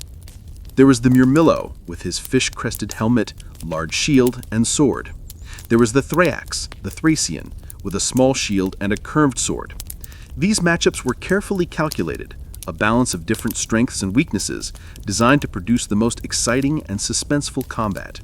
Around midday came the lulls, the meridiani. This was often the time for the public executions of common criminals, who might be burned alive, crucified, or forced to reenact gruesome myths, dying in the role of a tragic hero. This was the cheap, bloody entertainment for the crowds who stayed through the lunch break. The main event, the gladiatorial contests, took place in the afternoon. The gladiators would parade into the arena in elaborate costumes, a procession called the Pampa. They would salute the emperor or the magistrate sponsoring the games with the traditional, though perhaps not always used, phrase, Ave Imperator, morituri te salutant. Hail, Emperor, we who are about to die salute you. Then the fights would begin. Imagine the scene from the perspective of the gladiator. You are raised from the dark tunnels below on a wooden lift. You emerge, blinking, into the dazzling sunlight and the deafening roar of the crowd. The sand of the arena floor, the harina, is soft under your feet, raked clean to absorb the blood that is about to be spilled. You see your opponent. You hear the blast of a trumpet, and you begin the slow, careful dance of combat. The fights were not always the chaotic free-for-alls we see in movies. They were refereed. There were rules. The goal was not necessarily to kill your opponent, but to defeat them, to force them to submit. When a gladiator was wounded or disarmed, he could raise a finger to signal surrender. The crowd would then decide his fate. They would wave handkerchiefs or shout for mercy, miss him. Or, if he had fought poorly or cowardly, they would give the thumbs down gesture, or pollice verso, signaling death. The final decision rested with the sponsor of the games. Contrary to popular belief, not every fight ended in death. A skilled and popular gladiator was a valuable commodity. It was bad business to have him killed. A study of gladiator skeletons from a cemetery in Turkey suggests that many survived numerous fights, with evidence of well-healed wounds. It was a world of survival math. You had to fight well enough to please the crowd, but not so recklessly that you got yourself killed. If a gladiator survived long enough, he could win his freedom. After a certain number of years or fights, he might be awarded the rudis, a wooden sword, symbolizing his retirement and his release from servitude. A successful gladiator could become a celebrity, his image appearing on lamps and mosaics, his name known throughout the city. But for everyone who achieved this, many more died young, their lives sacrificed for a day's entertainment. As you linger in the gloom beneath the arena, let the distant roar of the crowd fade into a dull, monotonous drone. Think not of the brief, bloody climax of the fight, but of the long, tedious hours of training, the fear in the holding pen, the quiet calculation of survival. The world of the gladiator was not one of glory, but of grim professionalism. It was a job, the deadliest job in Rome. Let this somber reality quiet your mind as the echoes of the arena fade into a deep and profound silence. Roman religion and superstition, gods, omens, and augurs. Wake up to the smell of incense and roasting meat. You are standing in the sacred precinct of a Roman temple. The air is heavy with a sense of ritual and reverence. You are not here to pray for personal salvation or a transcendent spiritual experience. You are here to witness Roman state religion, a system that was less about faith and more about a contract. The Roman relationship with their gods was fundamentally practical. They believed in a vast pantheon of deities who controlled every aspect of the world, from the great gods like Jupiter, Juno, and Mars, to thousands of minor spirits who inhabited every river, tree, and crossroads. These gods were not necessarily good or loving, they were powerful, and like powerful people, they needed to be kept happy. The principle that governed Roman religion was pax deorum, the peace of the gods. The Romans believed that if they performed the correct rituals and sacrifices, the gods would be pleased and would in turn grant favor to the Roman state, military victory, good harvests, and protection from plague and disaster. If the rituals were neglected or performed incorrectly, the gods would show their anger and Rome would suffer. Religion was a matter of public duty, a civic responsibility. At the heart of this system was the act of sacrifice.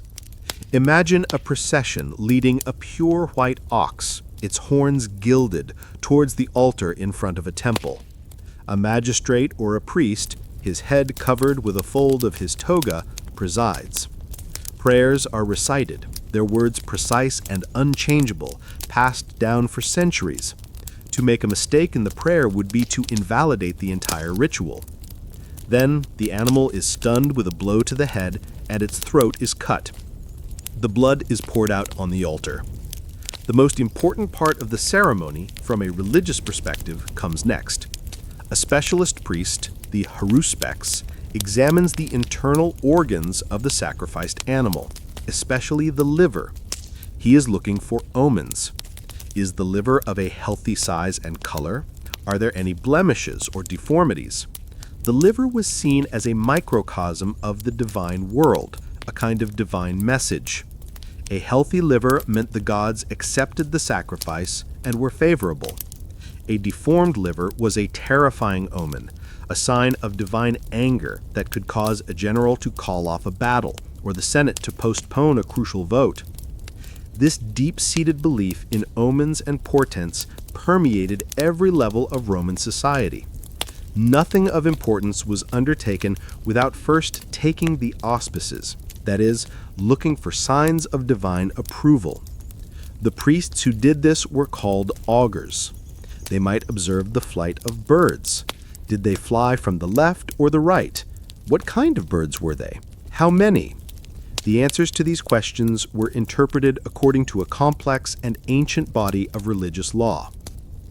One of the most famous methods of augury involved the sacred chickens. Before a military campaign, the commander would consult the chickens. A priest would offer them some grain. If the chickens ate it, eagerly scattering the grain, it was a very good omen.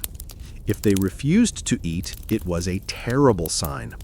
There's a famous story of a Roman admiral before a naval battle who was told the sacred chickens would not eat. Frustrated, he threw them overboard, declaring, "If they will not eat, then let them drink." He went on to lose the battle catastrophically, a disaster that was blamed entirely on his impiety. This world was filled with a constant sense of superstition. Romans believed in curses, which could be written on lead tablets and hidden in graves or wells, calling on the gods of the underworld to harm an enemy, a business rival, or the charioteer of an opposing team. They believed in ghosts, larvae, or lemures, the restless spirits of the dead who had not been buried with the proper rites. These could haunt a house and bring misfortune to the living. They wore amulets to ward off the evil eye, the belief that an envious glance could bring bad luck or illness. A common amulet for a baby boy was the bulla, a locket containing protective charms, which he would wear until he came of age. Phallic symbols, the fascinum, were also considered powerful talismans against evil and were found everywhere, on jewelry, on lamps, and even carved into the paving stones of streets. Alongside the great state cults, there were other, more personal forms of worship. We have already encountered the household gods, the lares and penates, who were worshipped daily within the home. And as the empire grew, new gods and cults flowed into Rome from the provinces. The Egyptian goddess Isis, a figure of maternal comfort and a promise of an afterlife, became immensely popular, especially with women.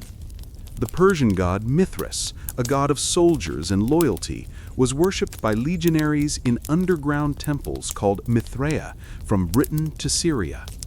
These mystery cults offered a more personal and emotional connection to the divine than the formal contractual religion of the state. So, as you stand in the sacred precinct, let the thick, sweet smoke of the sacrifice curl around you. Listen to the low murmur of the priests reciting their ancient, unchanging prayers.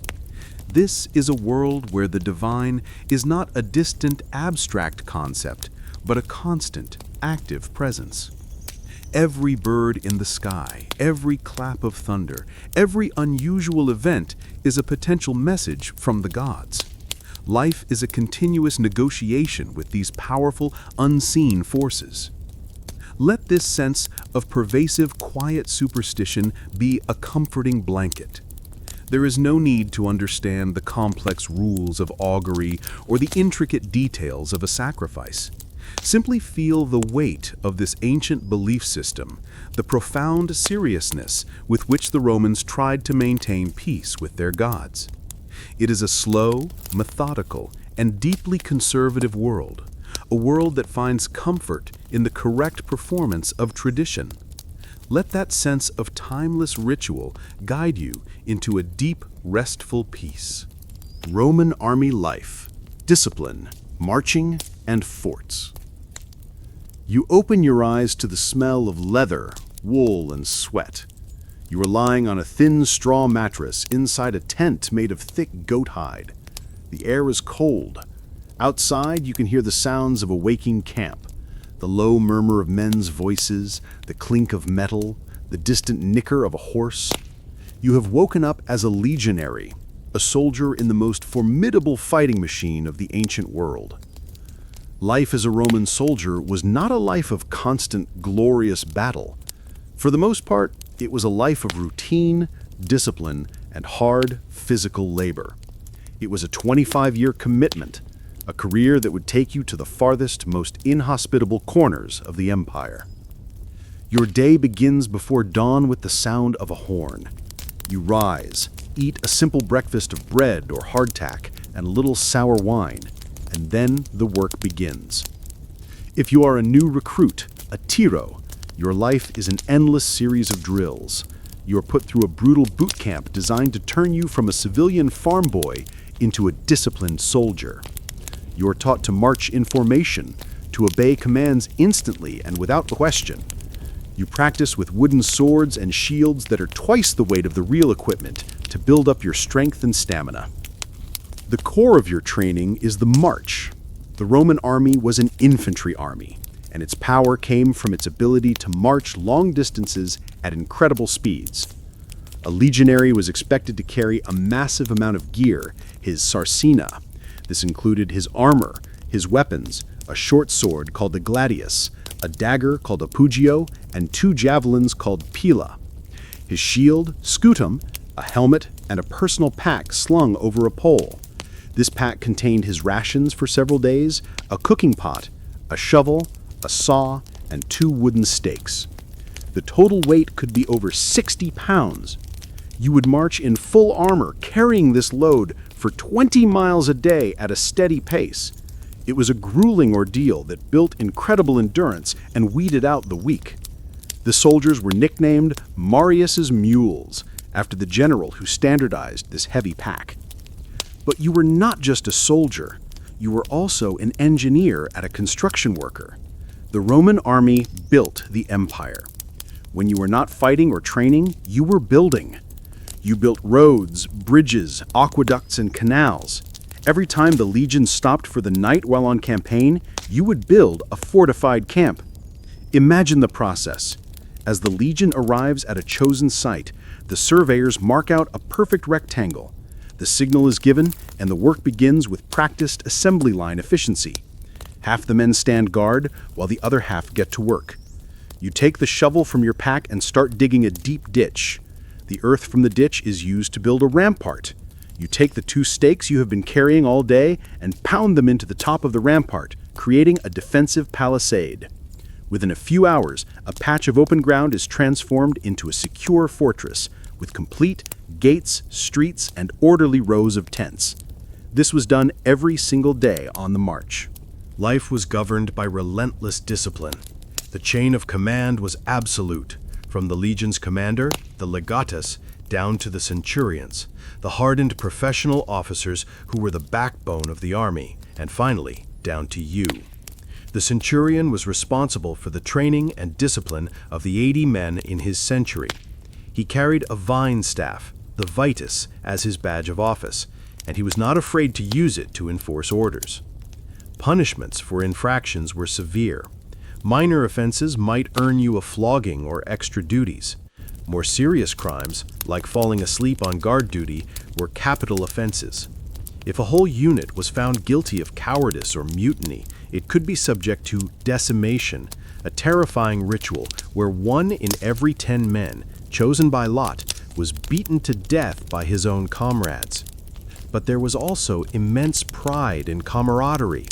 Your primary loyalty was to your legion and to the men in your conturbenium, the 8-man squad with whom you shared a tent. These were the men you marched with, ate with, fought with, and, if necessary, died with. You shared a bond forged in hardship and mutual reliance. You also took pride in your legion's standard, the silver eagle, the Aquila. To lose the eagle in battle was the ultimate disgrace. Pay was modest, but it was regular, and at the end of your 25 years of service, if you survived, you received a pension. This could be a grant of land, often in a newly conquered province, or a lump sum of cash. This system of retirement benefits was a powerful incentive for loyalty and helped to Romanize the frontiers as veterans settled down, married local women, and created new Roman communities. So, as you lie in your leather tent, feel the hard ground beneath you. Listen to the familiar sounds of the camp coming to life. This is not a world of individual glory, but of collective strength. It is a world of routine, of order, and of the quiet satisfaction that comes from performing a difficult job well. Your life is hard, but it has purpose. You are a small cog in a vast and powerful machine, a single stone in the great wall of the Roman frontier. Let the steady, predictable rhythm of military life be a source of comfort, a monotonous drumbeat that gently marches you into a deep and disciplined sleep. Roman women, bound by law, powerful in life. Let us drift away from the masculine world of the barracks and back into the softer, more enclosed spaces of the Roman home. You are waking up to the sound of a loom, the steady, rhythmic clack-clack of the shuttle passing back and forth. You are surrounded by the scent of clean wool and the quiet, purposeful hum of a well-run household. You are about to step into the sandals of a Roman woman. On the surface, the world of a Roman woman, especially a woman of the upper classes, was one of severe limitations. She was not a citizen in the same way a man was. She could not vote, she could not hold political office, she could not plead in a law court. Her entire life was lived under the legal authority of a man. First her father, the pater familias, and then her husband. In legal terms, she was a perpetual minor. Her education was focused on the domestic sphere. While some girls were taught to read and write, their studies were primarily aimed at making them a capable matrona, the respected wife of a Roman citizen. The most important skill she could learn was the spinning and weaving of wool. This was more than just a domestic chore. It was a powerful symbol of traditional Roman virtue. To be a skilled wool worker was to be modest, industrious, and dedicated to your family, all the qualities of an ideal Roman woman. The funerary inscription of one Roman woman famously read, "She kept the house and she made wool. Domum servavit, lanum fecit." Her marriage was arranged for her, often when she was in her early teens, to a man who might be much older. The marriage was a strategic alliance, a contract between two families designed to transfer wealth and forge political connections. Romantic love was not the primary consideration. Her duty was to be a loyal and faithful wife, and most importantly, to produce legitimate children, especially sons, to continue her husband's family line. Her life was largely confined to the home.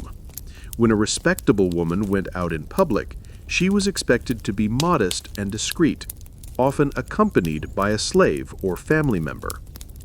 She was supposed to be seen and not heard, a quiet figure of domestic piety. But to see only these legal and social restrictions is to miss the reality of her life. Within these strict boundaries, a Roman matrona could wield considerable power and influence. She was the undisputed manager of the household. The home was her domain.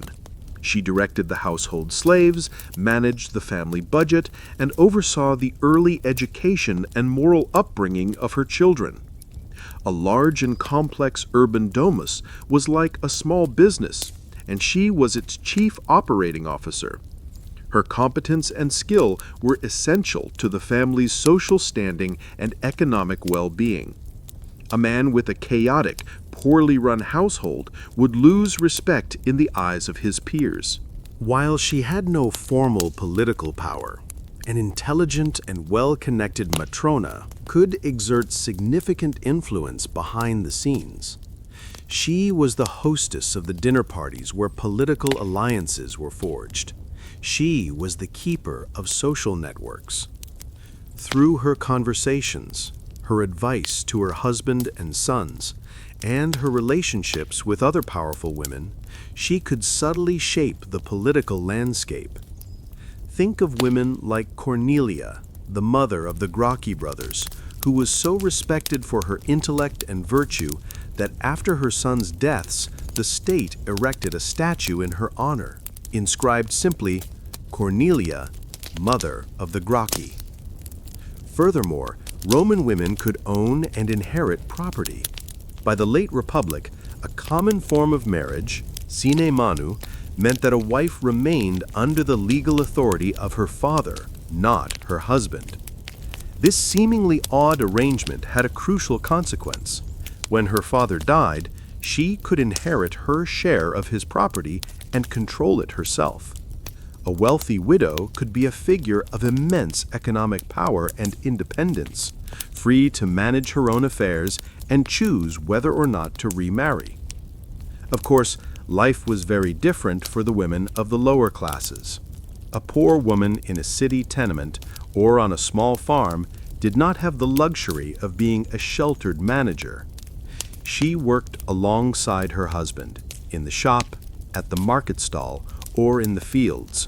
Her life was one of hard labor, her concerns focused on survival. And for a female slave, life was the most precarious of all, her body and her labor completely at the mercy of her owner. But even among the elite, there were women who broke the mold. There were poetesses like Sulpicia, whose verses speak of love and longing in a personal female voice. There were powerful imperial women like Livia, the wife of Augustus, or Agrippina the Younger, the mother of Nero, who played the game of politics as ruthlessly and effectively as any man. So as you listen to the steady, comforting rhythm of the loom, let go of the simple idea of the Roman woman as a passive, oppressed figure. Picture instead a world of quiet strength and subtle influence. See the matrona moving through her home, her authority unspoken but absolute. She is the guardian of tradition, the anchor of the family, the quiet center around which Roman life revolves. Though her name might not be recorded in the great histories of battles and debates, her influence is everywhere, woven into the very fabric of Roman society, as strong and as enduring as the thread from her spindle. Let this image of quiet, steady competence soothe you and guide you toward a peaceful, untroubled sleep. Roman education, scrolls, slaves, and silence. You wake with a start, not in a bed, but on a hard wooden bench. It is still dark outside, long before dawn, but the room is lit by the flickering, smoky light of oil lamps. You are in the Roman equivalent of a school, and you are late. You have forgotten your wax tablet. The air is cold and smells of lamp oil and the faint, sharp scent of fear. For most children in ancient Rome, formal education was a luxury. The children of farmers, laborers, and the urban poor learned what they needed to know from their parents: how to work the land, how to manage a shop, the practical skills of a trade. But for the sons and some of the daughters of the wealthy elite, education was a structured and often brutal process, essential for a future career in politics, law, or the military. Your school day begins in the dark. Roman schools were not dedicated public buildings, but often just a rented room, a corner of a public portico, or even a noisy space near the forum. The schoolmaster, the literator, was often a poorly paid freedman, whose social status was not much higher than that of a common artisan. You would start your education around the age of 7 at the primary level. Here, the focus was on the absolute basics: reading, writing, and arithmetic. Learning to write was a slow and laborious process. You would use a stylus, a pointed instrument made of metal or bone, to scratch letters into a tabula, a wooden tablet coated with a thin layer of blackened wax. The other end of the stylus was flat, so you could smooth over the wax to erase your mistakes. You can almost feel the awkwardness of it, the careful pressure needed to form the letters, the frustration of making an error. Paper, in the form of papyrus, was expensive and reserved for more permanent documents. Learning to read was equally tedious. You would learn the names and shapes of the letters, then syllables, then whole words, chanting them endlessly in a monotonous drone. The sound of a Roman school was a constant low murmur of recitation. Arithmetic was done using the fingers, by counting on an abacus or with small pebbles, calculi, from which we get our word calculate. It was practical and rote, focused on the skills needed to manage an estate or a business. Discipline was the cornerstone of Roman education.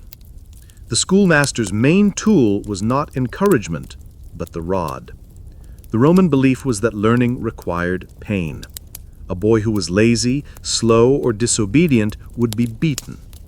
The ferula, a cane or leather strap, was used for minor offenses on the hands. For more serious transgressions, a boy could be held down by 2 slaves and flogged with a birch rod. This culture of harsh discipline was seen as essential for building character and instilling obedience. Education was not meant to be fun. It was a serious and often painful duty. Around the age of 12, if your family was wealthy enough, you would move on to the next level of education, taught by a grammaticus. This teacher had a higher social standing and was often a highly educated Greek. Here the curriculum was focused on literature, specifically the study of the great Greek and Roman poets like Homer and Virgil. You would learn to analyze the text in minute detail, the grammar, the meter, the figures of speech. You would memorize long passages and practice reciting them with the proper dramatic flair. This was not about personal interpretation or creative expression. It was about mastering a body of classic literature that formed the common cultural foundation of the Roman elite. To be able to quote Virgil at a dinner party was a sign that you were a truly educated and civilized man. The final stage of education, for a young man destined for a public career was rhetoric, taught by a rhetor. This was the Roman equivalent of university. Here you learned the art of public speaking, the most important skill for a Roman aristocrat. You would study the techniques of persuasion, learn how to structure an argument, and practice delivering speeches on historical or mythological themes. These practice speeches, called declamationes, were often highly dramatic and artificial.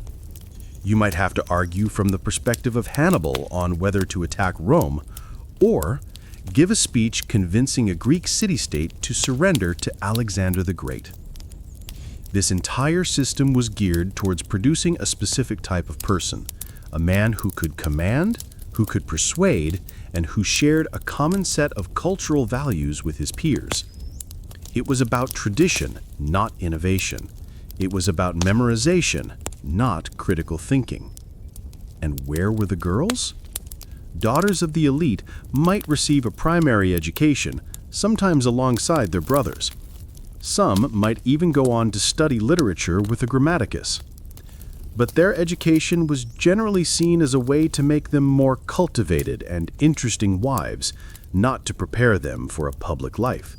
Their school was the home, their teacher the matrona, their subject the management of a household. So as you sit on your hard bench in the pre-dawn chill, imagine the tedium and the fear, the endless chanting of letters, the sting of the master's cane, the pressure to perform, to memorize, to conform. This is not a world of joyful discovery, but one of grim duty. Let the monotonous drone of recitation be a soothing, hypnotic sound. There are no tests for you to take, no passages to memorize. You can simply let the sounds of the Roman schoolroom fade, a gentle, repetitive hum that lulls your mind into a state of quiet, disciplined rest. The city of Rome: noise, smog, and social layers. Let the quiet of the schoolroom dissolve and wake up to an assault on your senses. The air is thick and hazy, filled with a mixture of wood smoke, cooking smells, and the unmistakable stench of unwashed humanity and open sewers. The sound is a relentless, overwhelming cacophony, the rattling of wagon wheels on stone, the shouting of vendors, the hammering from a blacksmith's forge, the braying of donkeys, the arguments of neighbors. You have woken up, not in a grand domus or a public monument, but in the real, everyday city of Rome. The Rome of pristine white marble that we imagine is a fantasy. The real city was a noisy, chaotic, and incredibly crowded place. At its height, over 1 million people were packed into a relatively small area. It was a city of extreme contrasts, where an unimaginable wealth existed side by side with abject poverty. You're standing in a narrow, winding street, darkened by the buildings looming on either side. And these buildings are the key to understanding urban Roman life. The wealthy, as we've seen, lived in spacious single-family homes, the domus. But the vast majority of Rome's population, the shopkeepers, the artisans, the laborers, the poor, were packed into massive apartment buildings called insulae, or islands. Imagine a multi-story building, 6 or 7 stories high, constructed as cheaply as possible. The ground floor might be made of brick or stone and would house shops, taverns, and workshops that opened onto the street. But the upper floors were often built with a dangerous and flimsy mixture of timber frames and unfired brick. These structures were notoriously unstable, poorly maintained, and prone to collapse. The poet Juvenal wrote sarcastically that in Rome he preferred to live where there were no fires and no midnight alarms. You are living in one of the upper story apartments. You reach it by climbing a set of rickety, narrow wooden stairs. Your apartment is a single, small, dark room. There is no running water, no kitchen, no toilet. You have to haul water up from a public fountain in the street below. You cook on a small portable brazier, a constant fire hazard that fills your tiny room with smoke and fumes. The smog from hundreds of thousands of these braziers, plus the smoke from workshops and public baths, created a permanent haze that hung over the city. There are no glass windows, but only wooden shutters that you must close at night or in bad weather, plunging your room into darkness. The walls are thin, and you can hear every argument, every cry, every sound from your neighbors above, below, and on all sides. At night, the streets below are unlit and dangerous, home to muggers and gangs. The city government banned most wheeled traffic from the city during the day to ease congestion, so the night was filled with the rumble of supply carts, making sleep even more difficult. And then there is the filth. Garbage and human waste were simply thrown out of the window and into the street below. While Rome had its great sewer, the Cloaca Maxima, it primarily served the Forum and the low-lying areas. Most of the city was not connected to it. The streets were cesspools, cleaned only by the rain and by gangs of slaves. Disease was rampant. With overcrowding, poor sanitation, and a constant influx of people from all over the empire, diseases like typhoid and cholera could spread like wildfire. The mortality rate, especially for infants and children, was terrifyingly high. But despite the squalor and the danger, the city was also a place of incredible energy and opportunity. For a poor person, the city offered things the countryside could not. There was the grain dole, the annona, which provided a crucial safety net against starvation. There was the possibility of work, however menial, in construction, in the workshops, or at the docks where goods from all over the world arrived. And there was the entertainment. The promise of bread and circuses was a powerful lure.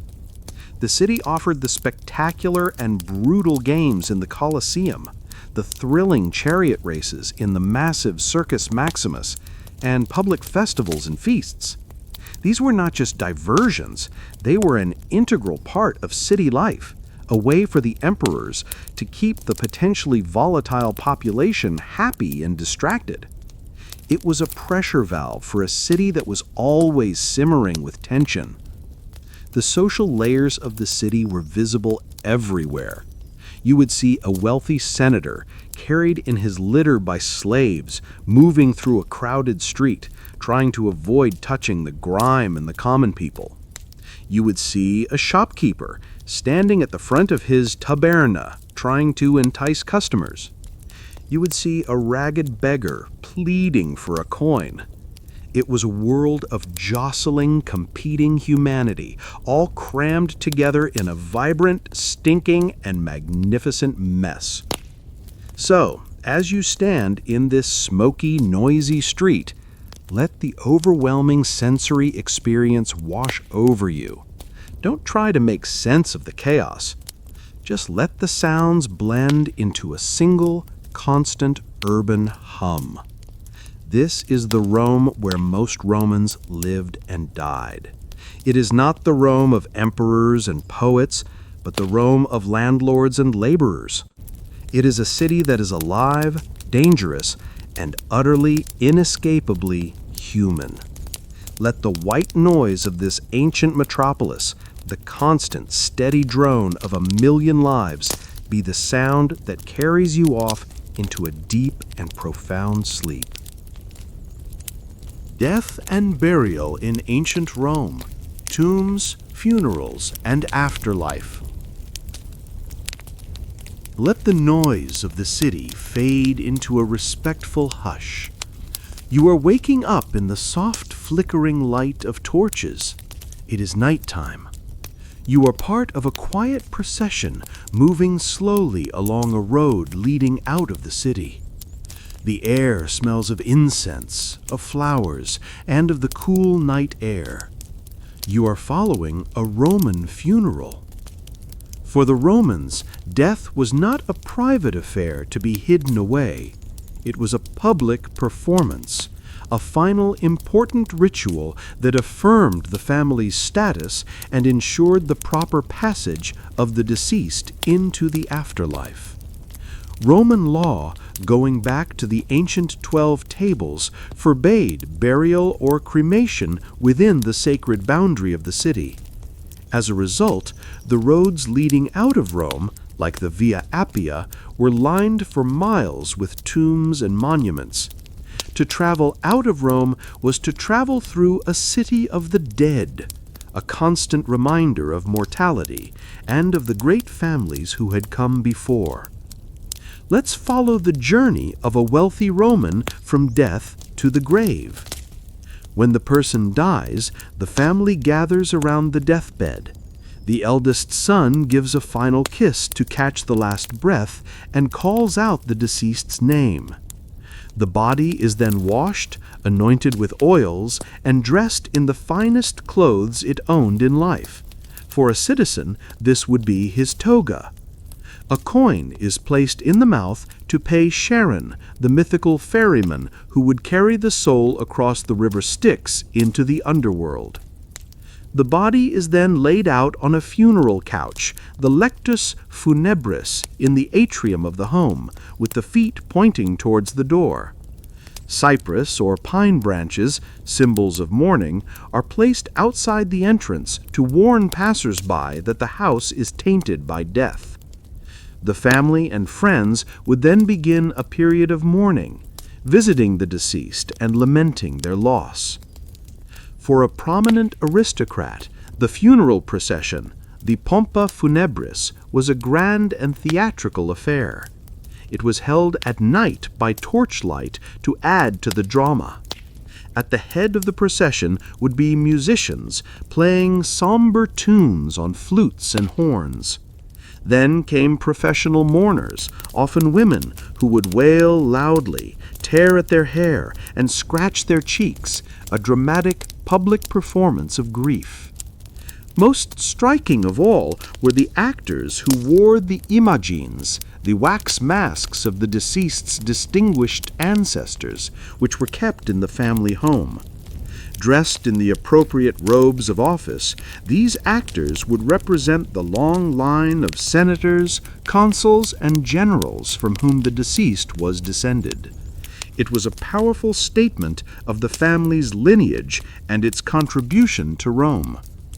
The deceased was carried on the funeral couch, propped up as if still alive. The procession would wind its way to the forum, where it would stop.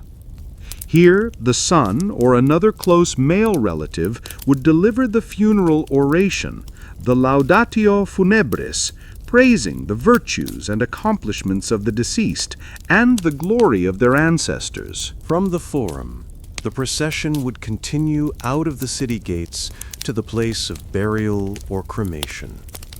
Cremation was common, especially during the Republic and early Empire. The body would be placed on a funeral pyre, the rogus. The chief mourner, with his head averted, would light the pyre with a torch. As the fire burned, perfumes, oils, and personal possessions of the deceased were thrown into the flames as offerings. After the fire had burned down, the ashes and bone fragments were collected, sprinkled with wine, and placed in a funerary urn, which could be made of marble, glass, or terracotta. This urn would then be placed in the family tomb. The tombs themselves were often elaborate structures. They could be grand mausoleums, simple altar-like tombs, or underground burial chambers called columbaria, dovecotes, which had rows of small niches for holding many urns, often for the members of a burial club or the slaves and freedmen of a large household. The tombs were inscribed with the deceased's name and accomplishments, and often a simple, poignant message like "Sit tibi terra leris," "May the earth be light upon you." But what did the Romans believe happened after death? Their vision of the afterlife was generally a gloomy and indistinct one, heavily influenced by Greek ideas. Most souls, they believed, went to a shadowy, neutral underworld, a realm of listless, flitting spirits ruled by the god Pluto. It was not a place of punishment or reward, just a gray and eternal existence. A few great heroes might make it to the Elysian fields, a pleasant, sunny paradise, while a few great sinners would be condemned to eternal torment in Tartarus. Because of this bleak outlook, the most important thing was to be remembered by the living. The tombs, the inscriptions, the annual festivals for the dead like the Parentalia, where families would visit the tombs and share a meal with the spirits of their ancestors. All of this was designed to keep the memory of the dead alive. To be forgotten was the true death. And what happened if you were not buried correctly? The Roans believed your ghost, a larva or lemur, would be left to wander the earth, unable to cross the river Styx, a restless and potentially malevolent spirit. This is why proper burial rites were so important. So, as you walk in this quiet, torchlit procession, feel the solemnity and the weight of tradition. This is the final duty of the living to the dead. It is a ritual that reinforces family ties, social status, and the deep Roman connection to their ancestors. Let the slow, measured pace of the procession guide your own thoughts to a slow, measured place. There is no fear here, only a quiet acceptance of the cycle of life and death, and the enduring human desire to be remembered. Let this somber peace be the final thought that carries you into a long and restful sleep.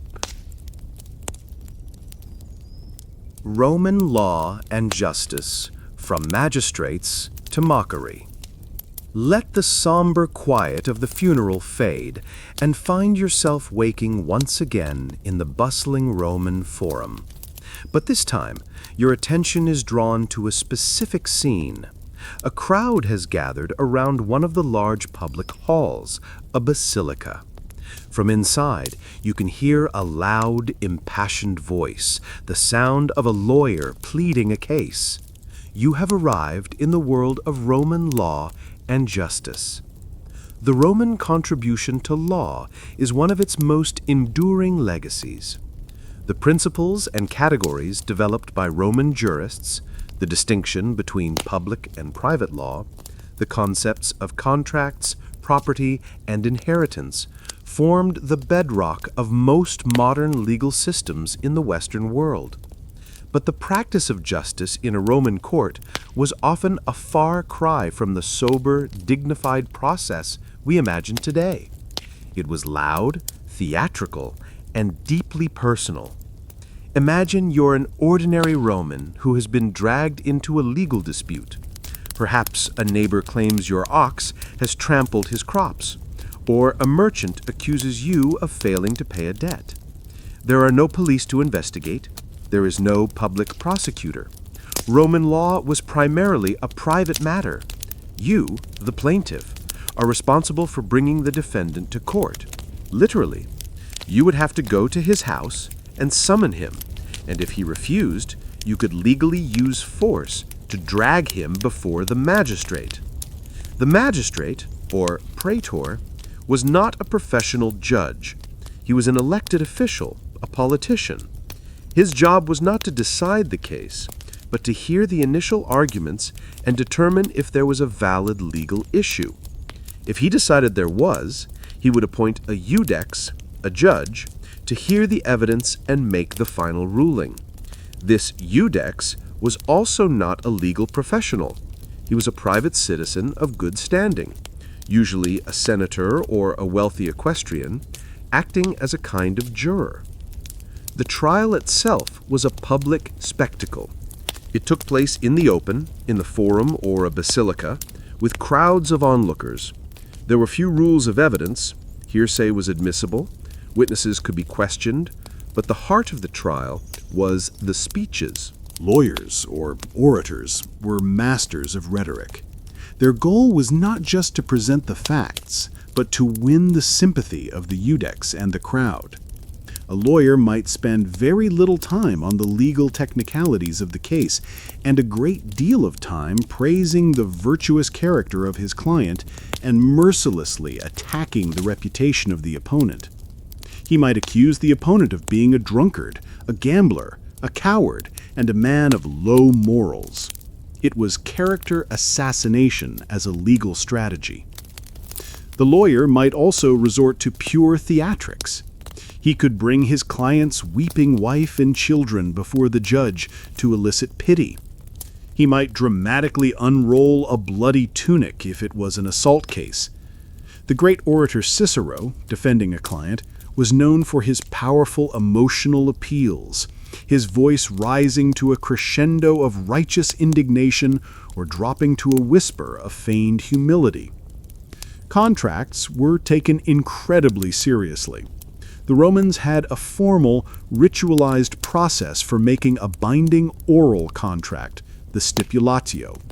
The two parties would meet, and the person receiving the promise would ask, "Do you promise to give me 10,000 sesterces? Spondesne mihi 10,000,000 sestertium darai." The other party had to reply with the exact same verb, "I promise," spondeo. This precise verbal formula, witnessed by others, created a legally unshakable bond. The written word was important, but the spoken oath was sacred. Justice was also swift and often harsh. In early Rome, a person who failed to pay a debt could be seized by his creditor and held in bondage, or even sold into slavery. By the late Republic, punishments were more regularized, but still severe. For the upper classes, the most common punishment was exile or a fine. For the lower classes, punishments were physical, flogging, forced labor in the mines, or, for the most serious crimes, crucifixion or being thrown to the wild beasts in the arena. There was a clear double standard in the justice system. The law treated the honestiores, the wealthy elite, far more leniently than the humiliores, the common people. And what if you were the victim of a minor crime like a theft? There was little you could do. There was no professional police force to investigate. The city of Rome had a paramilitary force called the urban cohorts, and night watchmen called the vigiles, but their primary job was to keep public order and fight fires, not to solve petty crimes. For most people, justice was something you had to pursue yourself, and it was often out of reach.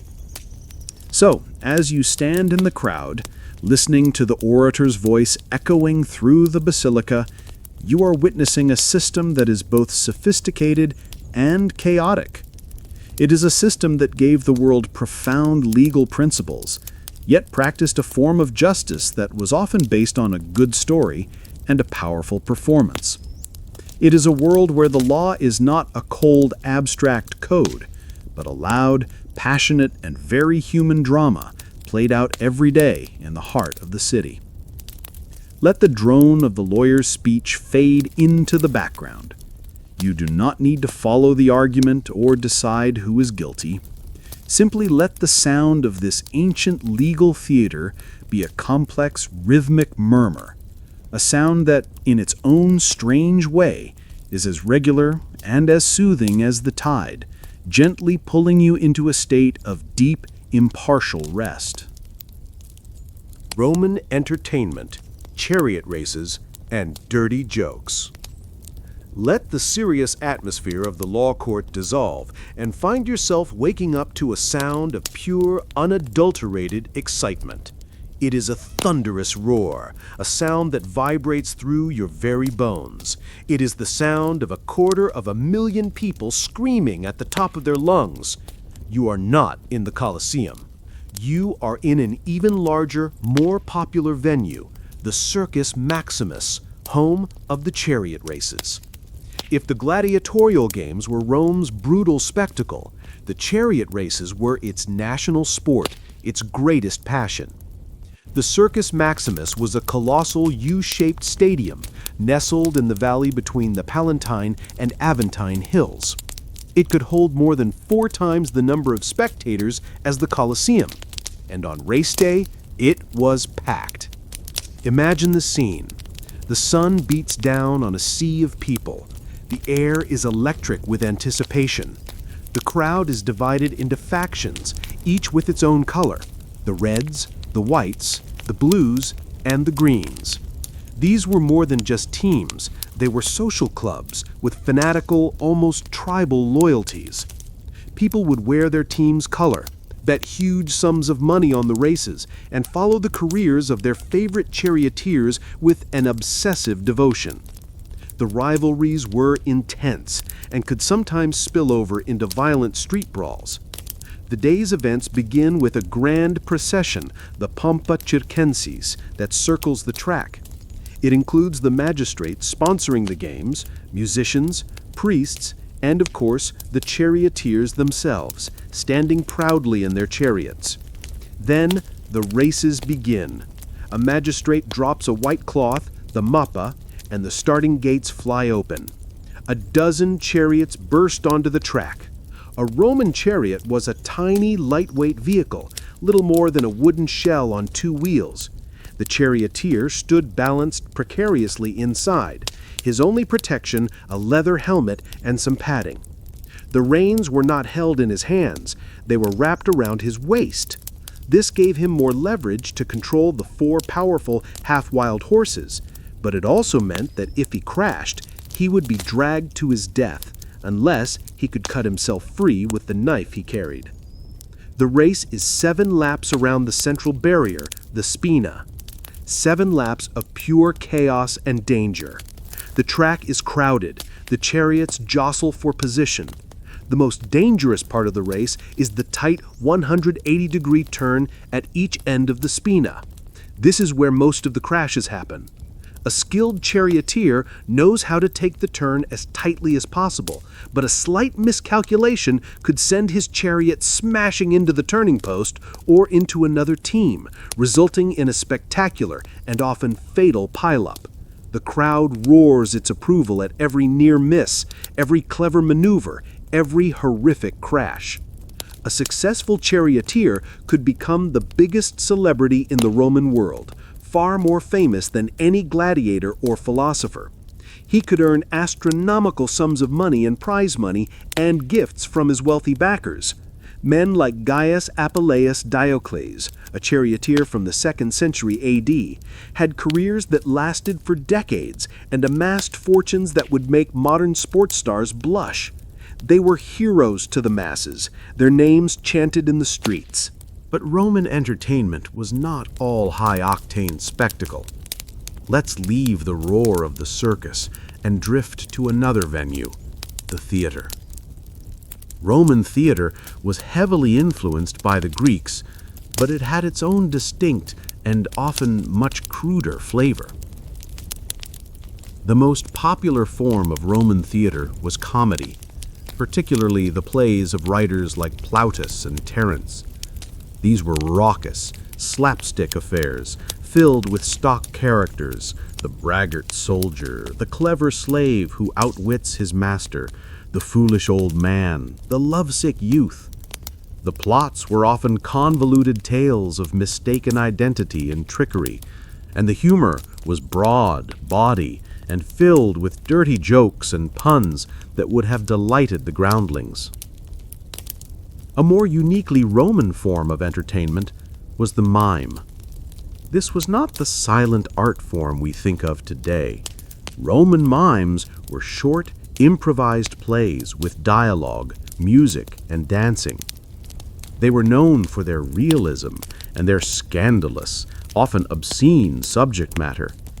They satirized daily life, mocked mythology, and were filled with sexual innuendo.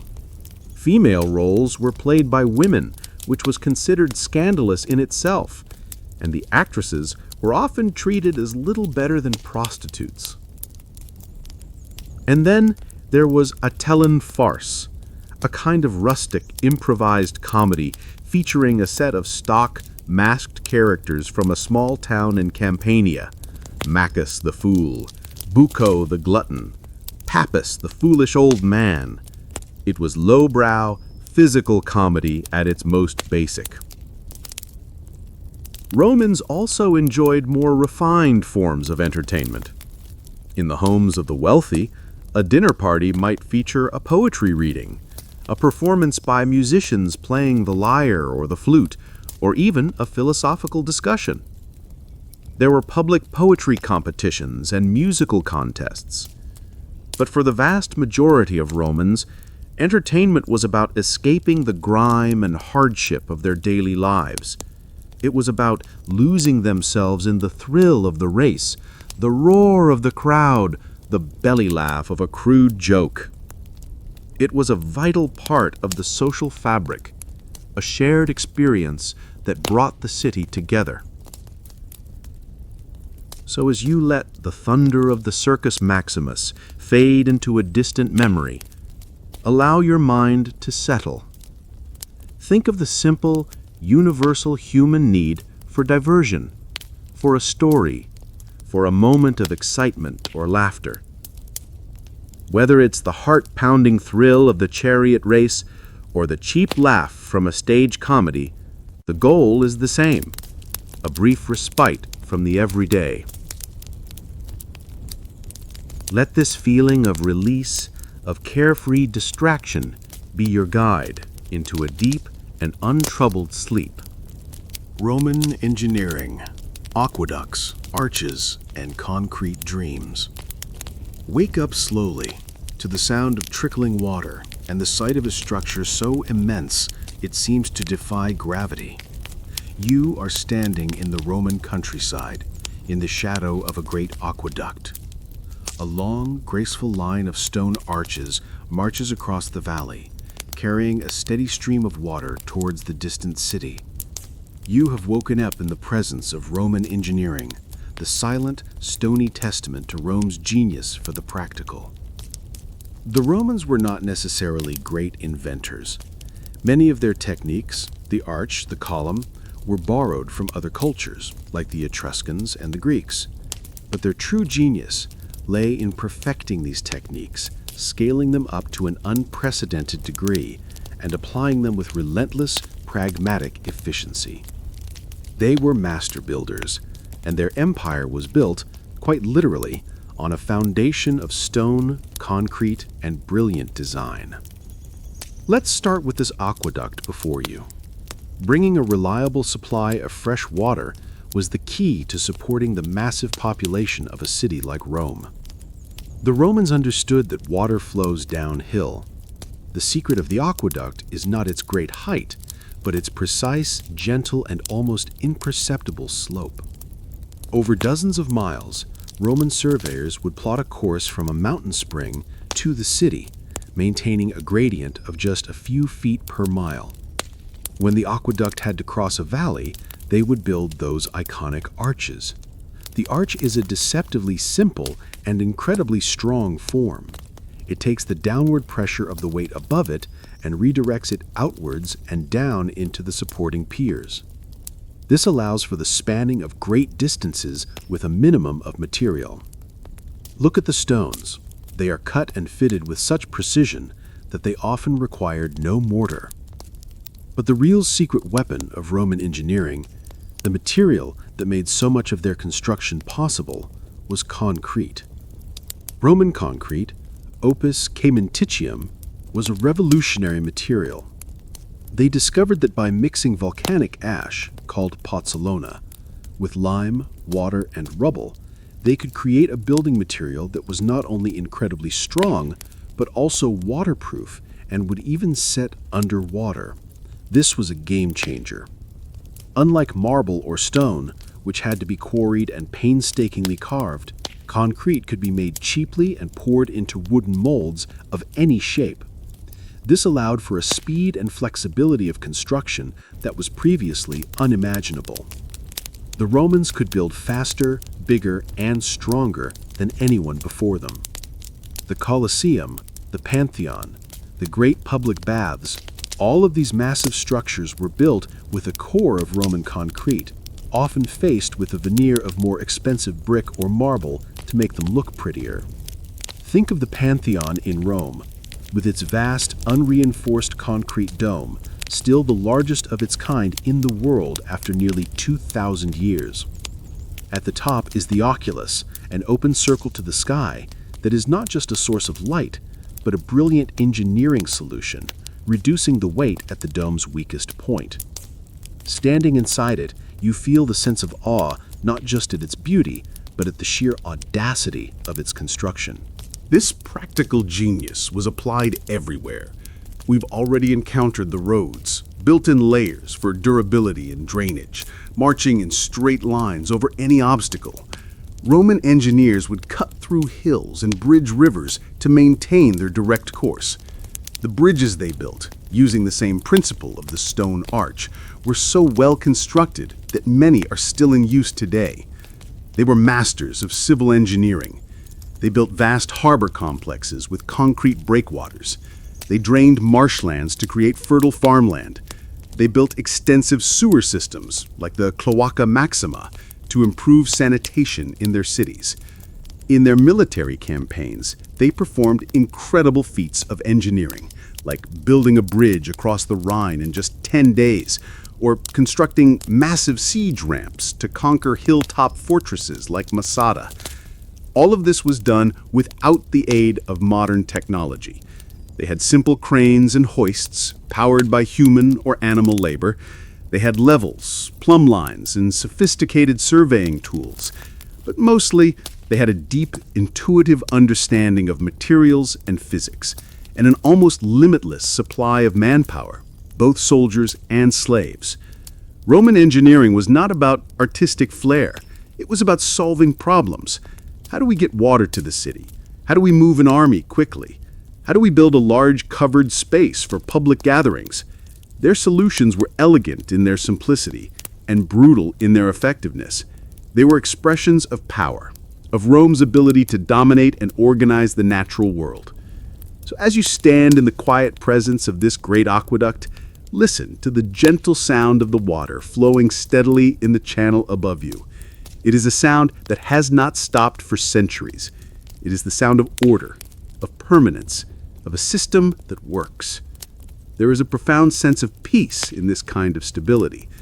Let the image of the strong, silent arches and the sound of the ever-flowing water calm your mind. Let the thought of this solid, enduring, and practical world be the foundation on which you build a deep and restful sleep. Roman provinces, life at the edges of empire. Let the solid presence of the aqueduct fade, and find yourself waking up in a place that is both Roman and not Roman. The architecture has a Roman flavor, a stone-paved road, a small temple with columns, but the faces of the people are different. Their language is not Latin, and the landscape feels foreign. You could be in the green, damp hills of Britannia, the sun-baked plains of Hispania, the ancient, mystical land of Egyptus, or the volatile hills of Judea. You have woken up in one of the Roman provinces. The Roman Empire was not a monolith. It was a vast and diverse tapestry of hundreds of different cultures, languages, and religions, all held together under a single system of governance. To be a Roman in the provinces was a complex identity. Imagine you are in a bustling town in Gaul, modern France. A generation or two ago, your ancestors fought fiercely against Julius Caesar's legions. Now, you live in a town that looks increasingly Roman.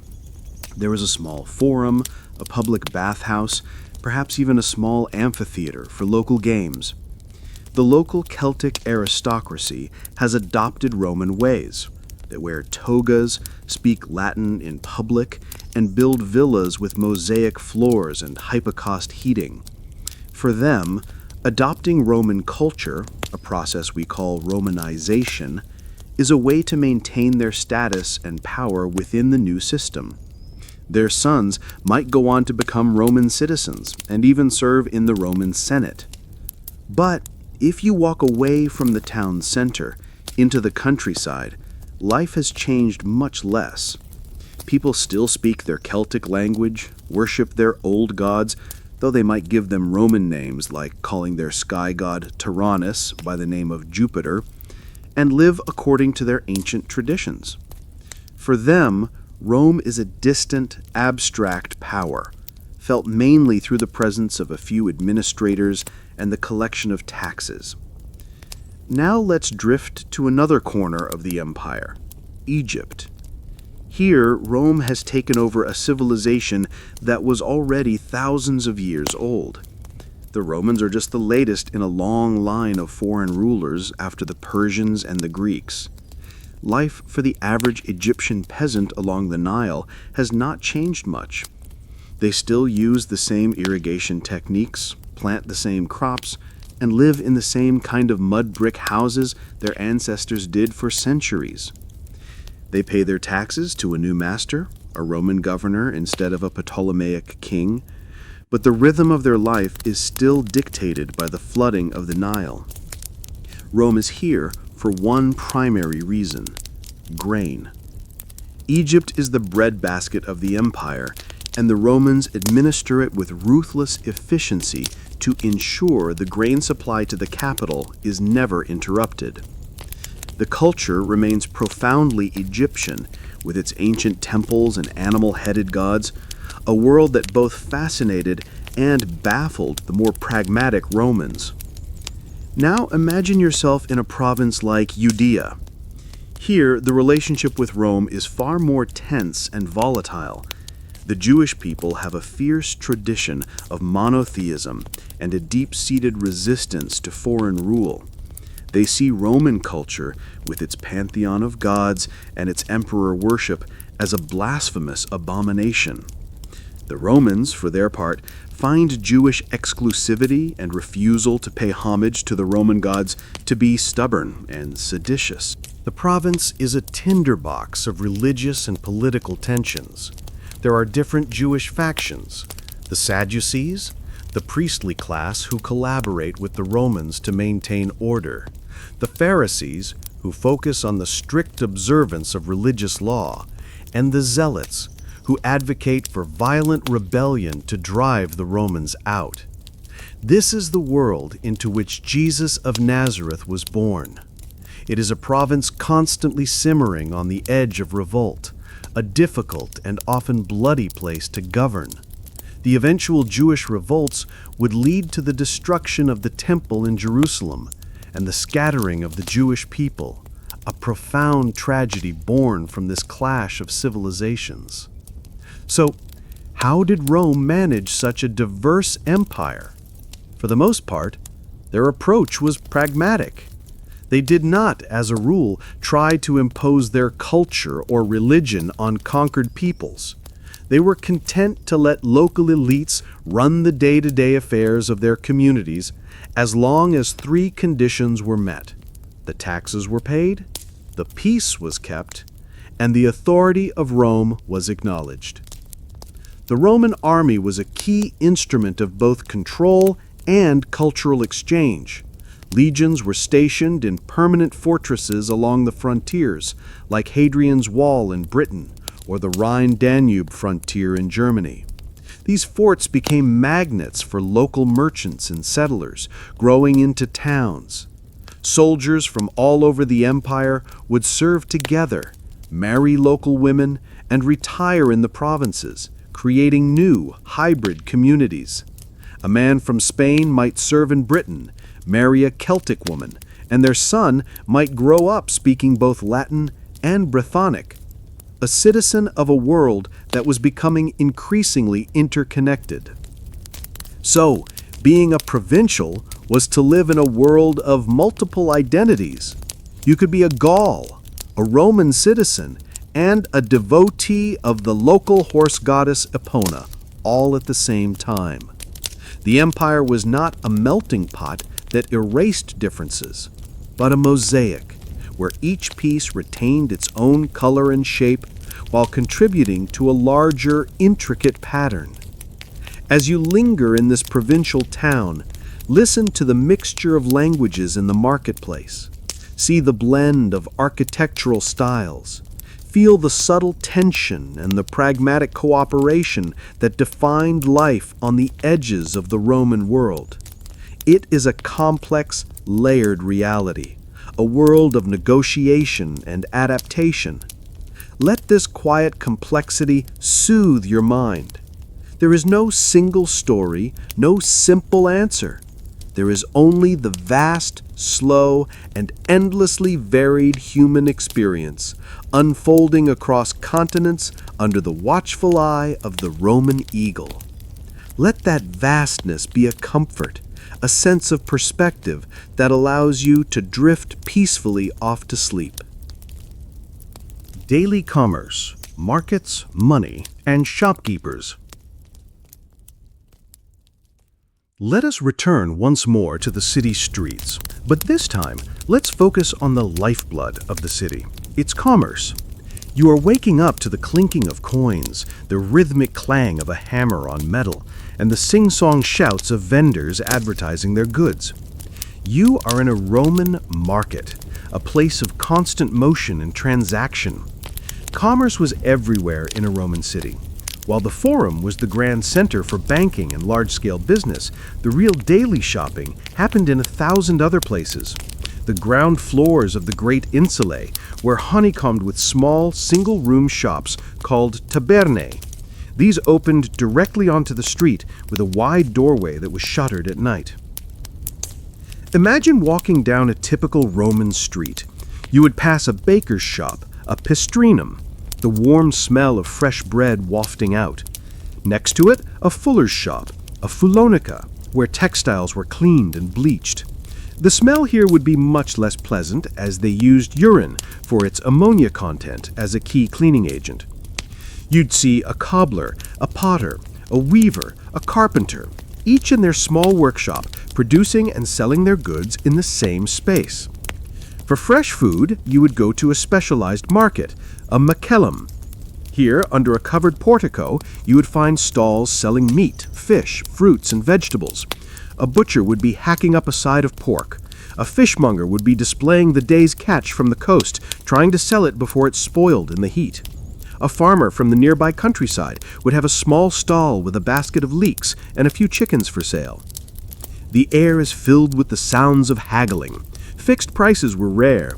Every transaction was a negotiation, a battle of wits between the buyer and the seller. The shopkeeper would praise the quality of his goods, the buyer would complain about the price, and they would eventually, perhaps, agree on a figure. And what were they using for money? The Roman currency system was, for its time, highly standardized. The most common coin for daily transactions was the bronze or copper as. For a few asses, you could buy a loaf of bread or a cup of cheap wine. A silver coin, the denarius, was the standard coin of the Roman world, roughly equivalent to a day's wage for a laborer. It was worth 16 asses. At the top of the scale was the gold aureus, worth 25 denarii, a coin that most common people would rarely see, let alone handle. The coins were more than just money. They were propaganda. Each coin was stamped with the portrait of the current emperor, a constant, tangible reminder of his power in the palm of your hand. But how did you shop without paper bags or plastic containers? You would bring your own. You might have a cloth bag or a wicker basket.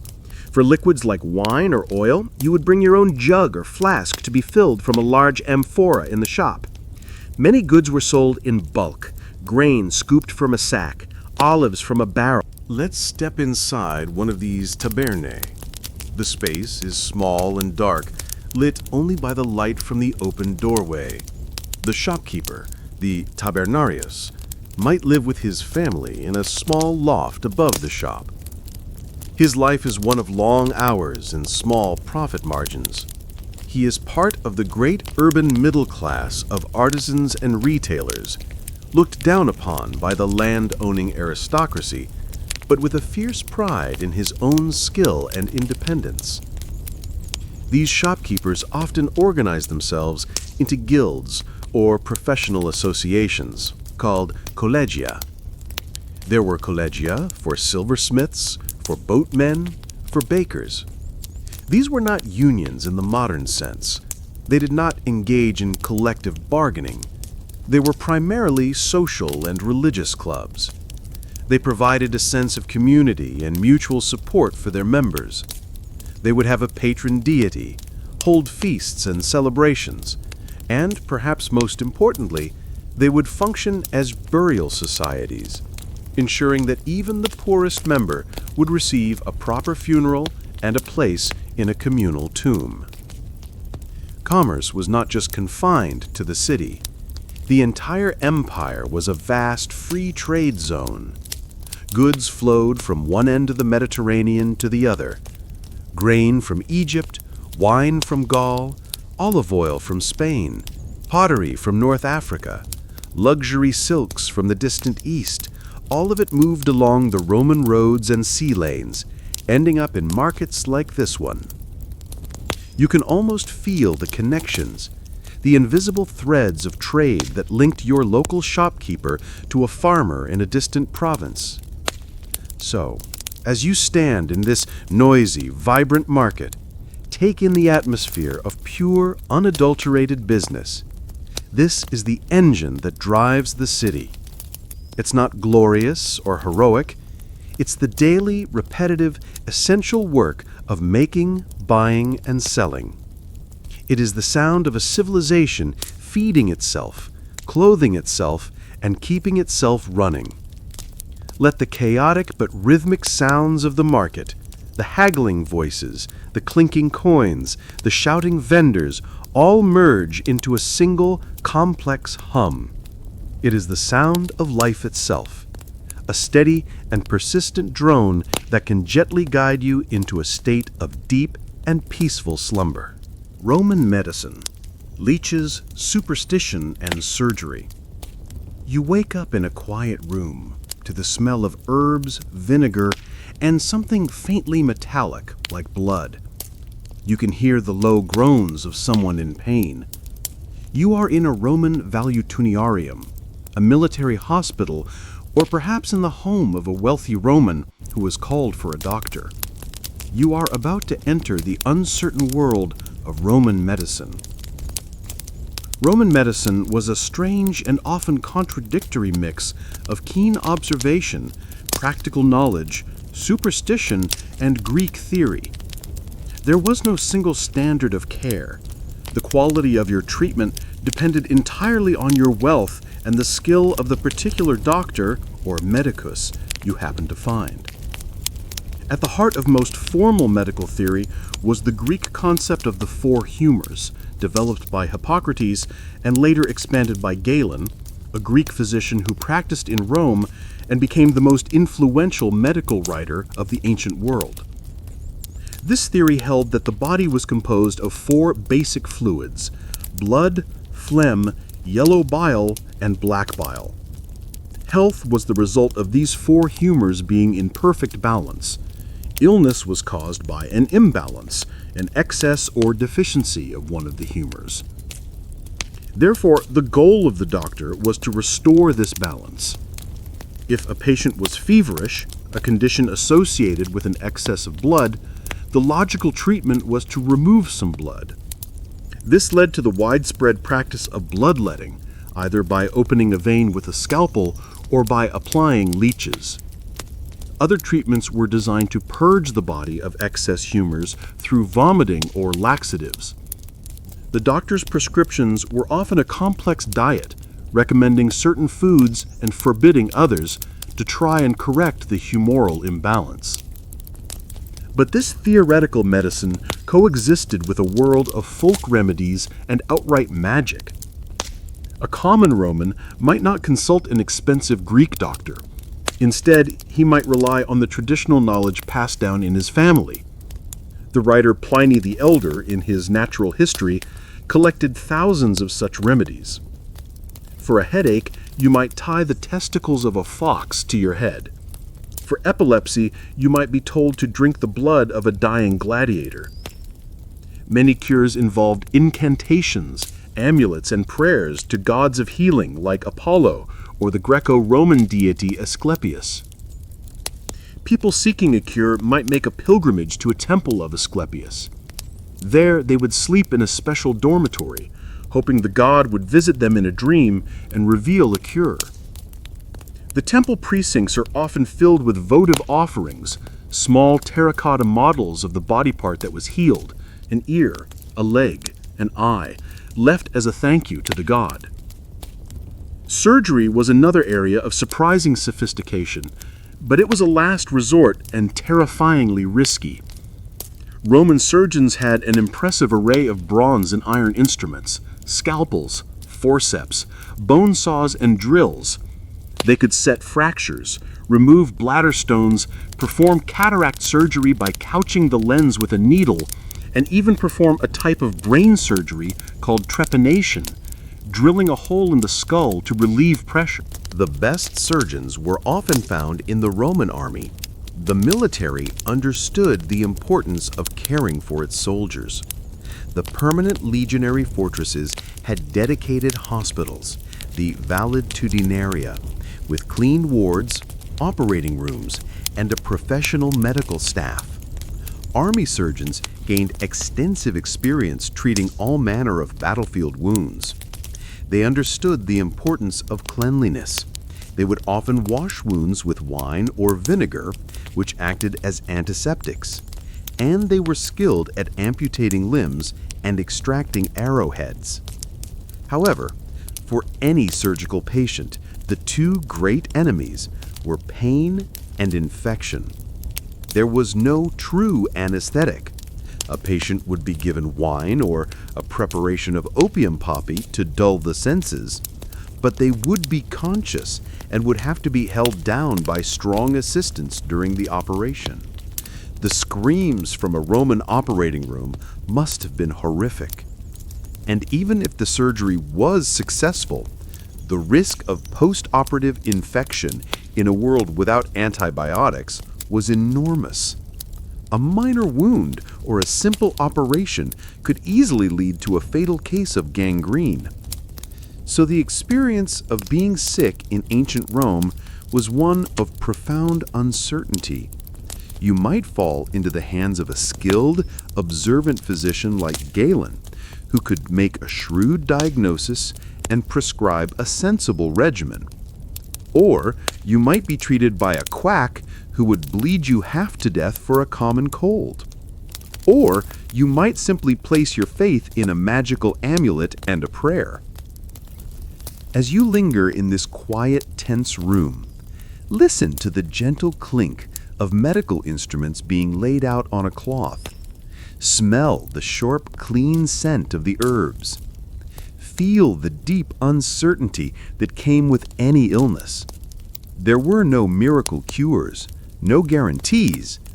There was only the body's own ability to heal, aided by a mixture of practical skill and hopeful guesswork. Let this sense of quiet vulnerability be a calming force.